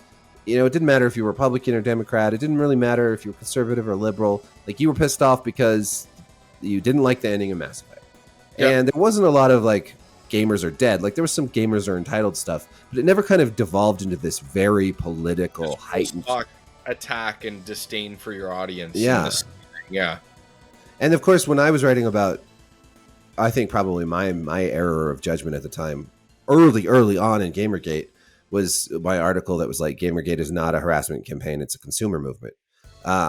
Because that is what people have thrown in my face ever since. And I think it was a consumer movement, but I think it was also partly a harassment campaign. Because there was definitely some people involved, on some YouTubers, some of these guys involved in Gamergate were harassing people. Absolutely. And, but a lot of people, most of the ground level people that were just upset by this whole thing, were actually just wanting some more accountability in games journalism. We're wanting to talk about this thing that happened with Zoe Quinn. I know a lot of people were international. It was not just an American thing. I know a lot of these people considered themselves to be liberals or leftists. It was certainly not, it didn't start as a political thing, but it was politicized heavily by people all on both sides, right? Because it was useful. It was useful to politicize it. It was useful for political activists. Different things that were sort of had been marinating in the background, I suppose. And I haven't given a ton of thought on this. Surprise, surprise. Not everyone thinks about this all the time. Now that we're in the midst of this conversation, I think like it's like I dismiss Gamergate as a stupid thing, but it really was the beginning of the death of nuance in a lot of different ways. I mean, which then Trump came along. Yeah, and the like nuance that was even more. That was the blunt force. Yeah. But really, it was the death of, whether it was your article, which had this headline that people but they weren't willing to read the words that were within, and right, like. And it even started like, we just want to figure some stuff out here, and then we weren't allowed to, and then it becomes no nuance. And the longer anything exists in this elm, you're just left with, it just gets worse and worse and worse and worse at both sides. It stretches apart, and then all you're left is with these two extremes that get shittier and shittier, and that's what you gravitate to. So it honestly, like, I'd been writing, I think, for those first maybe 2.5 years. I'd been covering a lot of sort of these little small minor controversies like DMC and writing like sort of pro-consumer articles. And then after Gamergate, I just didn't have a lot of energy left. I sort of killed it for me. Like, this sucks, dude. I think I lost a lot of the joy of writing about video games during Gamergate and the fallout of that. I'll argue with the toaster. I relish a good argument. I really do, but sure. It can be fun. At some point, it's like, but we're doing it for a reason. You know what I mean? Like, I'm not just arguing for the sake of arguing. I'm just saying, like I will just have these conversations that build on opposing points of view. But it's like, it's not fun. Like it's shitty because shitty. I guess you come to the realization in a conversation like that is that it's never going to go anywhere. Yep. You're never going to, it's not about winning. I don't think of things like that as wins. I just think of, can we have a meeting of the minds? And with that, and what eventually we are now in 2022, there's no conversation to be had for the most part. There just isn't. Well, I think like, right at the beginning of that I hosted a YouTube stream with Total Biscuit and a couple other people, and we had a pretty good conversation. I actually got a lot of YouTube subscribers from that. But after that, I feel like there were very few useful conversations that were had, and the debate was just all noise and all rancor, and then and then it just stayed bad. Like when Total Biscuit passed away, people were dancing on his grave, and like just that. Which is absolutely insane, and it's just I swear to God, it's just gotten like a lot of the fun aspects of sort of talking about or arguing about or debating have just become nasty. It just feels icky now, like the Troy Leavitt stuff, where people were accusing this guy who was not a public figure of any kind of like running some sort of grift, like by having opinions. I don't know. That shit was just crazy. Or like what's his face from Five Nights at Freddy's getting run out of his own game because he's a Republican. It's like, I'm not a Republican, and I wouldn't donate money to Donald Trump or whatever, but like, you can make your own game. I don't care what. It's not like he was a freaking like Nazi or like we don't have a distinction anymore between like, no, there's no nuance here. Like there's no nuance. The death of nuance kills like joy of all that kind of conversation and debate, right? Because you're supposed to have some nuance and you're supposed to be able to talk about but now like if you have, and this is why I think a lot of the conversation around cancel culture is kind of dumb and shallow, and some people exaggerate what cancel culture is and some people act like it doesn't exist at all. But cancel culture has a lot to do with the death of nuance, right? It's like people don't want you to even be able to have a platform or a voice or be able to talk at all if you don't say the right things or believe the right things. That's cancel culture, even if it doesn't always work, even if those people still have a platform. Like Colin, like we'll talk about Colin again. People wanted to cancel him. Well, he built his own platform and is extremely successful now. That's right. He wasn't successfully canceled, but it wasn't for a lack of trying. They definitely tried. And I love how they, like, whether it's J.K. Rowling or it's whoever, fuck.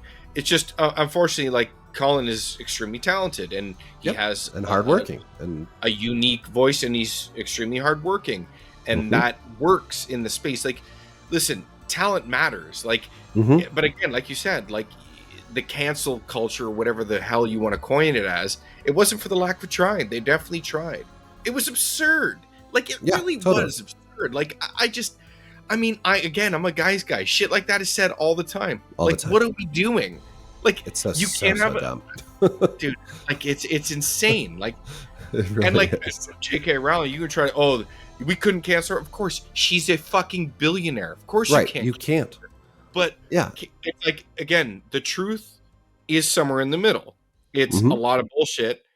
And then the people that saying it doesn't exist are completely lying too, because there's librarians getting fired for the most random things you know what I mean? Like it definitely exists. It just depends on who you. Some people should be canceled. They should go to prison because they're rapists and shit. Like cancel them. Exactly. Do that. Like, that's justice. But having the wrong opinion isn't. I look on our betters. You referenced Lord of the Rings earlier, and I'll use J.R.R. Tolkien and him and C.S. Lewis and all the thousands of people used to get together in pubs and have conversations and solve the issues of the world, whether they did or they didn't, in a glass of bourbon or a pint or whatever the fuck. That doesn't exist anymore. Like these melting pots of ideas that created some of the greatest literary things and poetry and people, those don't exist anymore. We can't even have those conversations anymore. And I wonder how it's going to go down, because like we've been through politically correct phases before. I wouldn't say the 80s, politically charged. But I think the 90s was a time when a lot of political correctness was reversed, and people were a little, I listened to the Joe Rogan podcast with Quentin Tarantino, and they talked about this a lot, about kind of how the 80s were pretty PC, and then in the 90s there were, with like, with movies like Pulp Fiction and whatnot, there was kind of this backlash to political correctness, and we're experiencing a time of political correctness now, amplified by social media. I don't mean to interrupt you, but I watched the Woodstock 99 3-episode documentary on Netflix that just came out, and it deals with that specifically. It was excellent, actually. That sounds interesting. And it deals with the 90s and all that stuff you're talking about. It's a great watch. Yeah, that's cool. We're 90s kids, right? Yeah, totally. Yeah, and like also what's happened is not only is there a large movement towards political correctness, which we often refer to as like wokeness or whatever. There's also just the amplification of politics into every aspect of our lives vis-a-vis the internet. Like, I'll talk to my kids, and like they know like the kids in their class who are like Trump supporters. Well, when I was in school, we didn't know who was a Clinton supporter or a Bush supporter or whatever. Like, we didn't even talk about that shit. And people like my teachers, like, I didn't know my teacher's first name. None of them. Why would I know that? Why would I know their political leanings? Right. Like, if we talked about politics, it was like the Civil War and shit, right? Like, we were talking about that in social study. But now everybody knows, and everybody's so like it's overkill. It's exhausting. Absolutely. And people say you should be civically engaged, but you can't stay civically engaged if you're so burnt out on civic engagement. You tell this generation or about this that, believe it or not, there was a time where this really wasn't, and it actually wasn't that long ago, where this didn't dominate everything. You're like, no, politics has always been a part of everything. Like, no, it hasn't. Not like this. I mean, I guess you could say everything. I've always pushed back against the conversation that everything's political. Right. Like everything, I'm like, okay, literally everything. Me taking my dog for a walk at 9:00 at night because I couldn't do it in the morning, is that a political movement? That's not a true statement. You could really bend over backwards and describe all the sort of socio-economic, the reason that you're able to do that, or there's going to be you can find politics and everything, but that would be crazy. That would be the actions of an OCD kind of obsessive, right? Yeah, and I think we need to have less of it. I think that this is why, like in 2014 and again in 2016 and like throughout the Trump years, like I used to really enjoy thinking and talking about politics, but every time I do now, there's this part of me that's this inertia, or this, like, maybe it's a Pavlov's dog thing, I don't know, where I just can't do it. Like I'll write a whole article about something, and then like I'll look 100%. Like I have family members, and I love politics. Mm-hmm. Unfortunately, I will say the more you get entrenched in politics, the less futile it all seems, and then you get more and more burnt out in it. It's just like I've had family members who tell me, you should run for some sort of thing. I'm just like, you know what? I think I know enough about it to know that I don't want to do that. Yeah, it takes a certain kind of person too. So, and like you, the conversations that I can see conversations starting places and where they go, and I'm just like, you know what? I don't think I want to do it. I'm just gonna take this. I'm gonna sit back and say, you know what? Yeah, probably, no doubt, eh? And just do fun with that.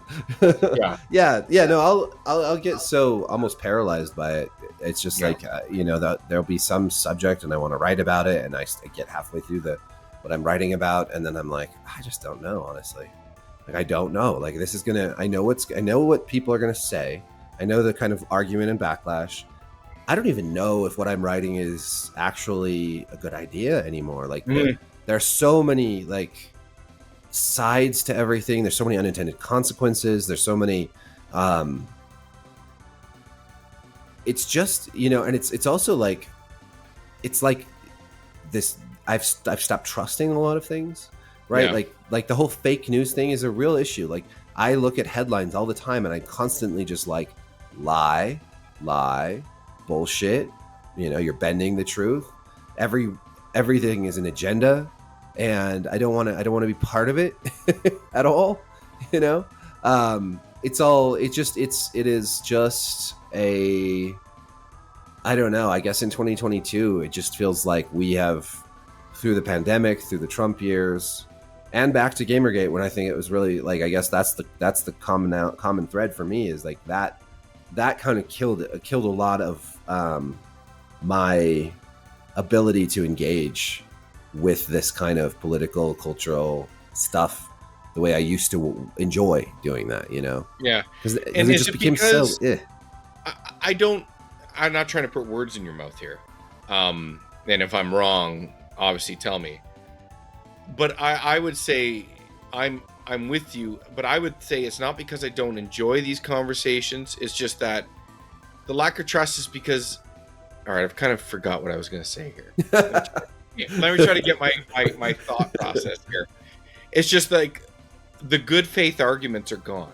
Like the conversation that you and I are having, or kind of talking around, I would say. Yeah. Because off air, we could probably have a wonderful... And you know what? You and I could disagree about 100% of the things we talk about. But you know what? We'll end the conversation completely fine. Oh, yeah. And that's what I mean. Like, I don't think... It's like you're not afraid to write something or talk about it.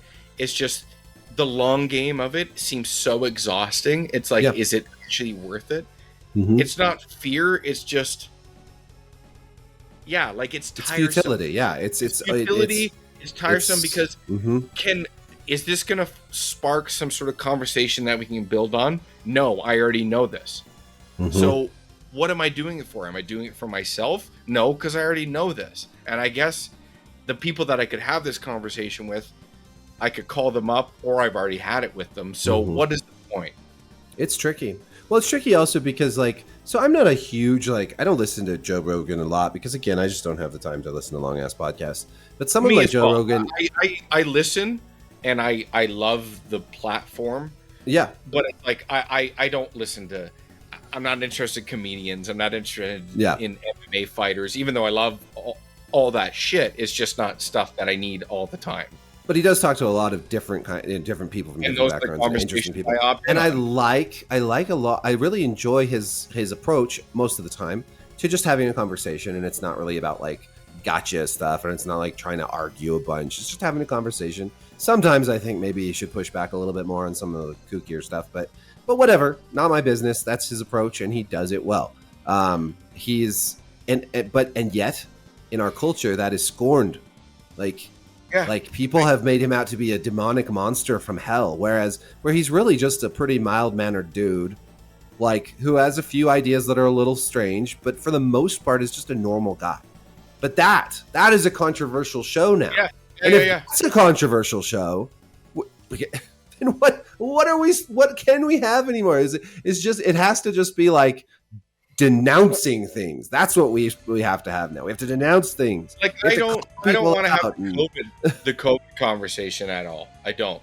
But I'll tell you, other than me paying attention to things, the first significant moment in the COVID conversation came on the Joe Rogan conversation. When Nancy Pelosi was telling everyone to go to Chinatown and go and enjoy themselves with as many people as you could on national television, Rogan had an epidemiologist on saying you should be fucking afraid right now because shit is coming and you need to be prepared. Yeah. And it was like literally the same week. Oh, God. Like, it's just... Okay. Brain breaking, you know. Yeah, I know. Like, and again, I don't want to have the conversation, well, he said this. I just... Yeah.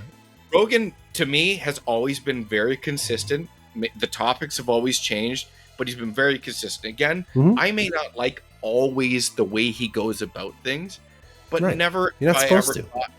No, I'm not. Exactly, man. Like, okay. I don't... It's okay. I'm not him. I'm not him, nor do I know. I don't want to like foster this parasocial relationship with Joe Rogan or anybody. Right. Totally. You know, to try to be like, oh, they need to be this. I'm not trying to give that to them. They do what they do. He runs a podcast that's always been about, like he said, he's like, dude, I was doing the same fucking thing when no one listened to me. Mm-hmm. Now everyone wants to listen. Like, is it my fault? Like, they're trying to shoulder him with this responsibility. Like, with great power comes great responsibility. Yeah. I don't know. It's like, Yeah, like what? He's supposed to fact check everything everybody says and then what, not air the episode or something? Like, there's fact checkers for a reason. They can fact check what even the fact checkers are all fucked up, Eric. So where are we going? Even the fact checkers. See, there we go. We get back to this problem with trust. And like, I just want to move into the forest far. I want to, that Ex Machina movie, right? I love it. Yeah, you go out into. I want to live there where he lived in the middle of like nowhere in Norway. And build sex robots. Well, maybe not. Maybe. But I mean, if that's what it comes to, yes. But mainly, I just want to get away from all this bullshit and live in the middle of nowhere and have like, you'd have to get there from air, and if I don't want you there, I can shoot you down. Like. I guess this is maybe something I need to look internally more about, because I'm very isolative, and that's a problem. But I just, other than my friends and some people that I can actually have a conversation with, like you, it's just not a very fun scene to talk about politics anymore, or to debate, or to have opinions, or to read the news, or to pay attention to anything, because it's all really depressing. I mean, COVID was rough, and the pandemic is rough, and like the economic situation is bad, and I think back to like it's rough on kids in school. It was a really hard few years on my kids, and I think back to the 90s, and I'm like, yeah, we didn't have Spotify, but we had CDs, and we didn't have Netflix, but we had awesome movies, and we didn't have Twitter, or smartphones, but like we went outside and rode bikes, like bike trails and real experience. I mean, dude, I would trade my youth movement, and I'm sure a lot of people say this, right? But I really look at the 90s age as the decade that everything changed, because, well, how old are you? I'm 41. Okay, and I'm 43. So we're we're basically the same. And we saw everything, dude. When I was a baby, there were 6 tracks. Then there were vinyl. Then there were tapes, and there were CDs. I went to school without PCs. You know what I mean? We were the last generation to go to school without PCs, and then they came in. Like, we saw all of this. We could respect the world without technology, but then learn to live with it. It was the cusp. Yeah. It really was. Because there was some technology, like when I was a kid, like we had, my dad had a old Macintosh computer, with the big floppy disks and stuff. And, there was like video games, right? Like Pong and shit, right? Yeah. There was always some little bit of technology, like a lot of analog technology. And we moved through that to being like the first generation of like really like computer literate people, like from a young age. But it wasn't a big part of our lives, It didn't rule our lives. We didn't grow up. This was there.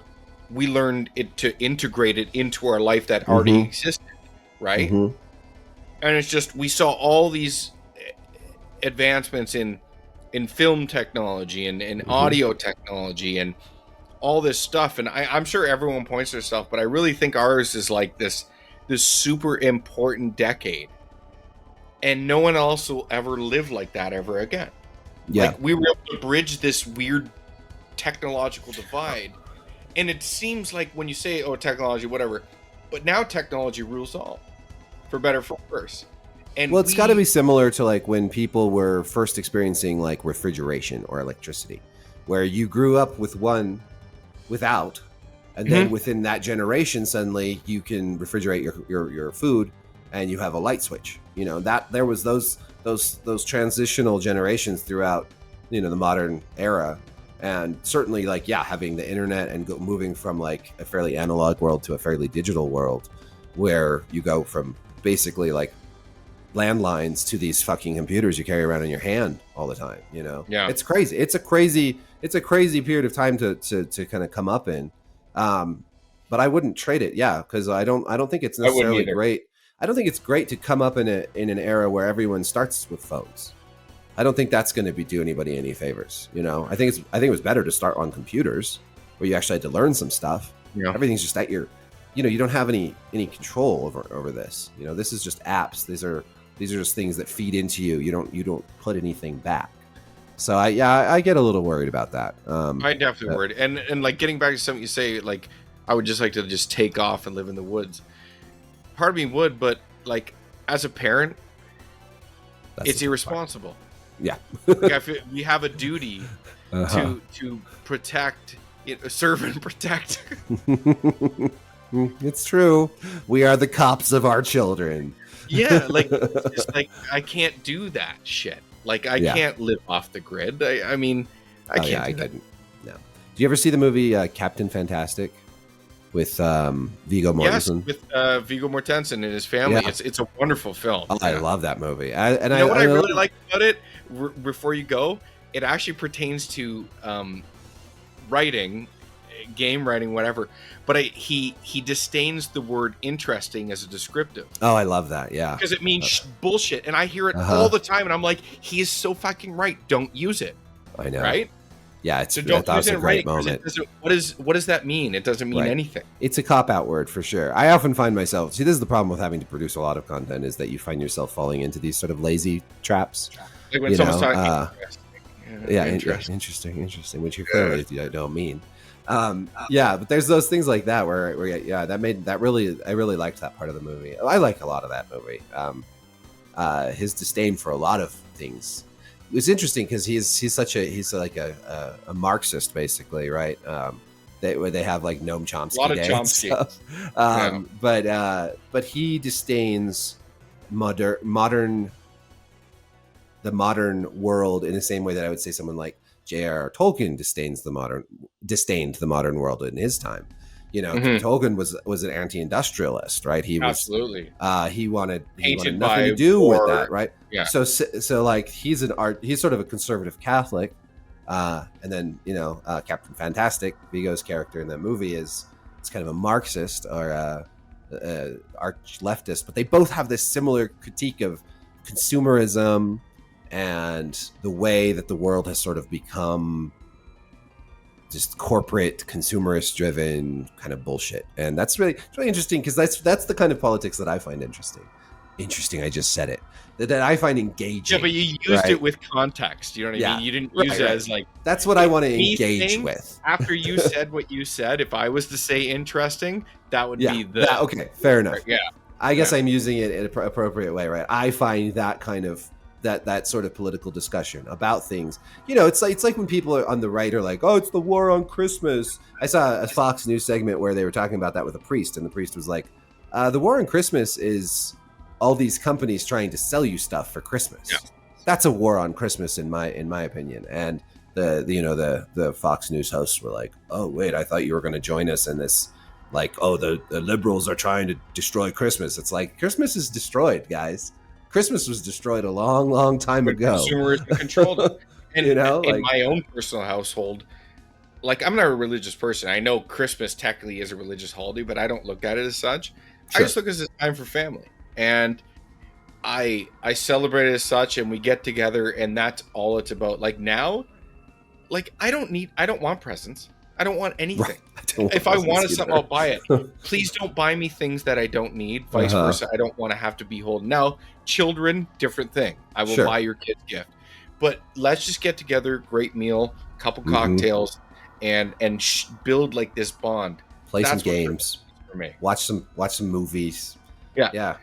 And another thing that I love and that I'm so bad. I always say I'm going to do this. I love the service aspect of it, like people who go out and help people at Christmas, who go work at the food banks. I mean, if you want to inhabit, like, that's the spirit of it, right? Absolutely. And I want to, as my kids get older, my goal, and this is something I have to do with my extended family, my parents.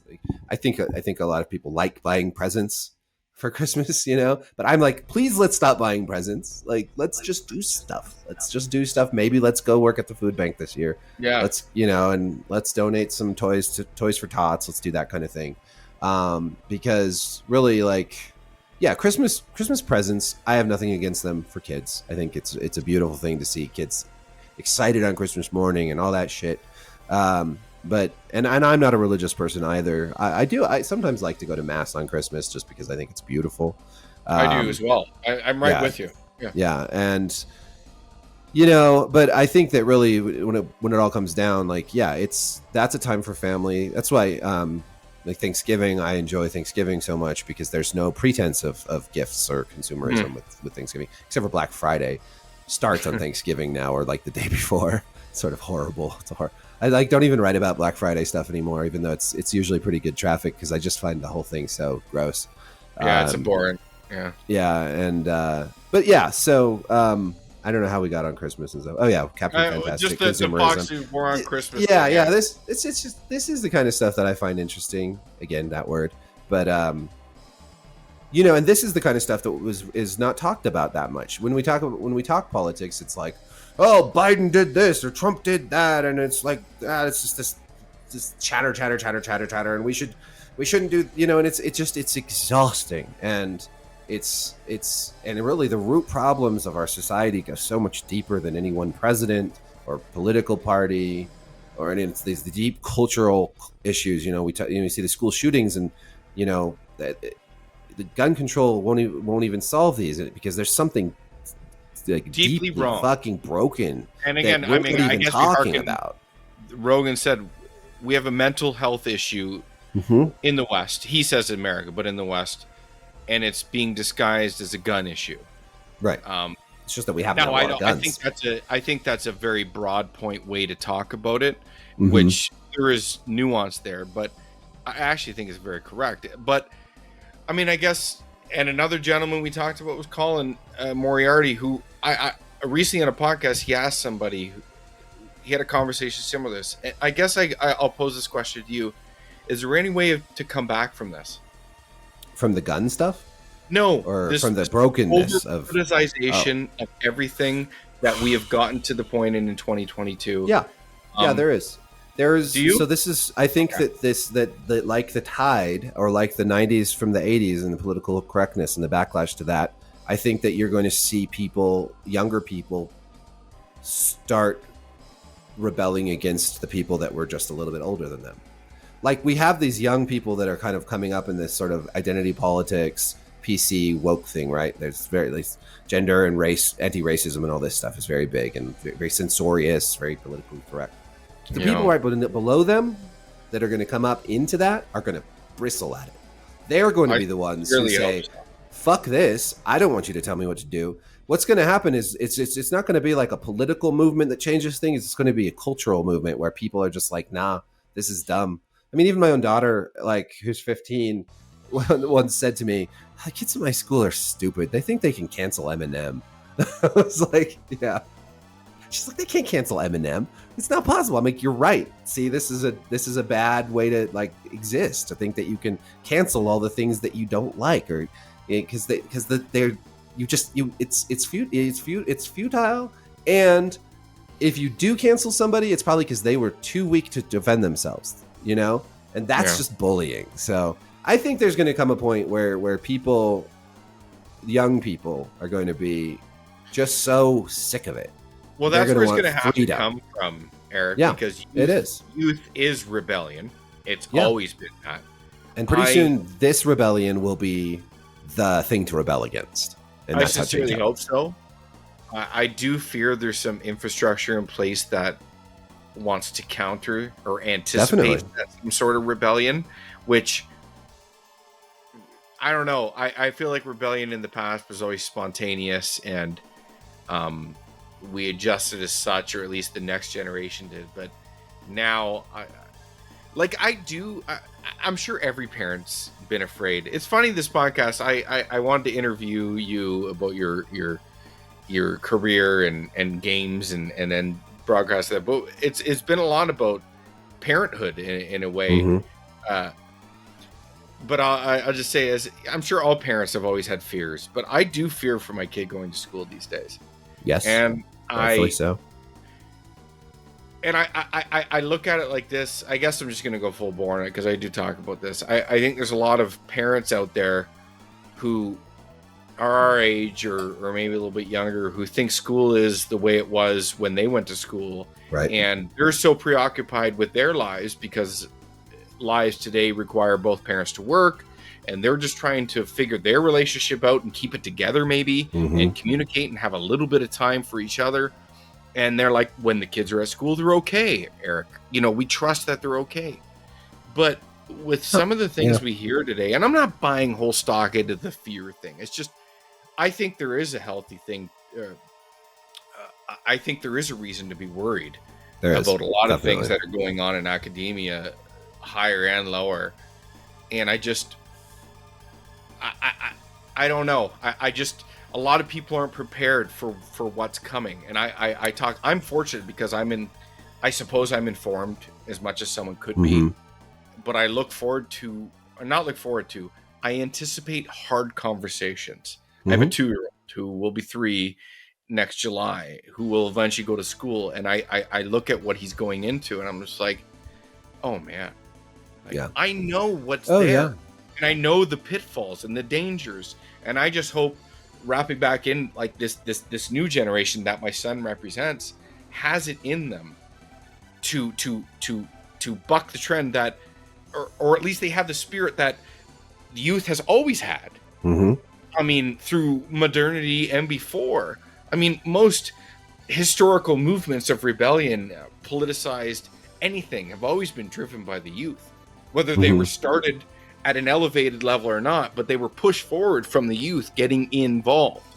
But it's like, definitely, I don't know if the infrastructure that has been put into place now to ward off, it's almost like they anticipate this balking, and they is the nebulous they. I mean, I don't know what that represents. I don't want to describe it, but I don't know, man. I guess I'm kind of afraid. Yeah. Well, I mean, I think it's good to, some level of fear is healthy, right? Because there is a lot. Like, I mean, having a 15-year-old who really hates school, and it's been very hard, and it's been a real struggle. And I think that it's not just, the political side of things, the agenda-driven things. It's also just the social aspect of school now is so different. I mean, and I'd say, every generation says that, but we're in a unique position. I mean, like, suicide has demonstrably increased since the advent of the iPhone. That's a fact. Statistically, suicide among young people especially has gone up in truly scary ways. And mental health issues... What does it coincide with? It's with social media, with the constant online, the constant politics, and then, of course, on top of that, the fucking pandemic, which just has ripple effects. The shutdown of schools, which obviously probably never should have happened because kids didn't even really spread that shit. But just the impact on people's mental health and economic well-being, and on top of what was already a very fragile population of young people, like the phones for young people have been a total curse on their mental well-being. And the new social environment that, teenage girls and teenage boys, but especially teenage girls, I think, find themselves in. I mean, for one thing, with social media, with a phone that takes pictures at any time, I mean, the social ramifications of any mistake or social faux pas are so much more destructive now than they were. You can't fuck up the way you used to be able to. No. And it's the panopticon has become what is youth about? It's about learning from fuck ups, mistakes. Yeah, we worried in 2000, or I worried anyways, in 2001 after the Patriot Act and stuff was passed about the surveillance state. But the surveillance state is the surveillance culture. It's not just a state. Everybody's monitoring everybody all the time. And it's not even necessarily with like this intent to inform upon, but it's just there. You're always observed. You're conditioned to do it without them actually knowing they were. Yeah, and it's fucked up. It is fucked up. It makes me want to move into the middle of the forest, away from everybody. You see what I mean? Interesting. Yes. No, I completely agree with you. I mean, that is a whole other bag of worms. And it's funny, again, Rogan has had wonderful conversations, and psychologists and top of the line people in those fields having those hard conversations about social media and shit. And like, there's no conversation about let's wait for the data to decide. No, the data is in. We understand what this has done to this generation. It's the next generation that is coming that we need to balk and teach. Because listen, we used to think technology was a great thing, whole stock, period, end of story. But now we've learned it's not. Yeah, it's dangerous. It's dangerous. I mean, we've been learning that in different ways for a long time. I mean, it's like, you know, the nuclear bomb. Oh my God! Wow, look what technology can do. I mean, or chemical warfare, the trench warfare of World War I. That's technology.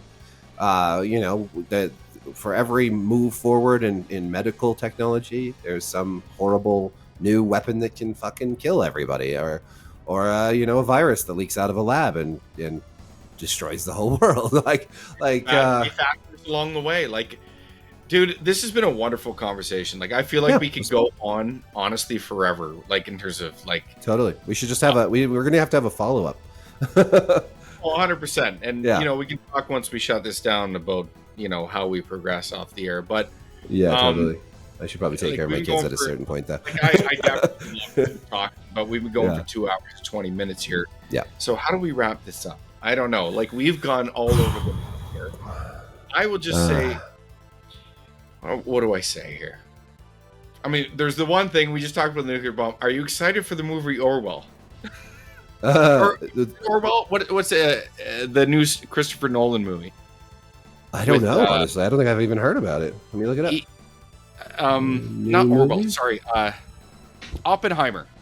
Oh yeah, Oppenheimer. Why did I say okay, Orwell? I did hear about it. Well, I mean, Orwell, Oppenheimer. There's you know, 20th century important figure. Holy shit! Oppenheimer has to do with the nuclear bomb. Yeah, that sounds really interesting. I really like Christopher Nolan.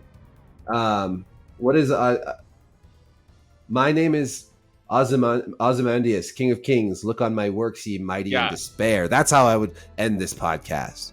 Yeah. Yeah, no, I have not really looked into the Oppenheimer movie much, but I have heard about it. I'm sure it'll be great. Yeah. And nuclear bomb stuff. Because film and television is your pivot, but it's I'm having a hard I'm usually good at wrapping things in a bow and how to end a podcast or a conversation, but I don't really know how to do this. But all I'll say is this has been a wonderful conversation, a second of ours, and we're definitely going to have more. Totally. Where can people find you, Erik? Well, I have a YouTube channel and I have a blog at Forbes. You can Google my name, Erik Kain. I'm on Twitter, unfortunately. I have a Substack called Diabolical, where I write about all kinds of random shit. I have no idea what I'm doing with that, so I'm trying to figure that out. Yeah, here and there. I'll pimp one of your Diabolical podcasts was the one with Austin Wintory, who I'm a big fan of. And in addition, I'm a massive fan of video game music. Oh my God! It's yes, a me too. Passion for me. One of the best parts of video games. And just listening to composers talk and like. Well, again, Austin is so interesting too. That guy could have just talked the whole time without me even being there. Isn't that great? He was so great. Yeah, he was so great. I was just like, wow, this guy. He has so many stories, and he's just fascinating. It was great to talk with him. And I don't know. He's a really cool dude. Like.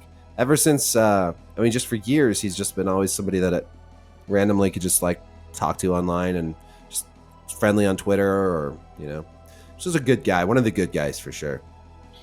And that is one of the silver linings of social media and especially Twitter, which I don't engage, but it's allowed me to converse with people like yourself and other people, like people that I never thought I would be able to talk to, but you get to garner amidst this whole sea of shit. There's these silver linings that you can pull people out of the ether and connect with. And maybe that's the answer. Maybe that's one part of the answer is to focus on that, to focus on engaging with people who are, chill and compassionate and good, and to not let the bad, the sociopaths, the manipulators, and the agenda driven, have power over you, Right. just Have to that try to energy yeah, that yeah, can swallow up mind space, not only time but mind space thinking about it. Yeah, like if you're going to engage online, I'm quickly become a proponent of the people that just say their piece, connect with the people that they choose to hmm connect with, and then the rest of it is just and shit that's that is yeah, out the window. it's Push it not out. easy. You know, 90% of the stuff. the best advice I got, and I guess was the coiner of the phrase of the hashtag Gamergate himself, Adam Baldwin, told me, "Be a happy warrior," and I thought that was great. Yeah, Happy so warrior. That's be a good. happy warrior. Yeah, I've never heard that. yeah. Adam Baldwin, the man himself, he told me. The man himself. Well, Eric, send on now that Yeah, you know what? I might call this conversation the happy warrior. there we go. It's perfect. All right, man. Well, thanks so much. Yes, thank you. Hold on, give me a couple more seconds, but we'll sign Totally. off here. Thanks very much for listening, everyone. This has been the Rose Experience with Erik Kain. Hope you enjoyed as much as I did. Have a great night or day.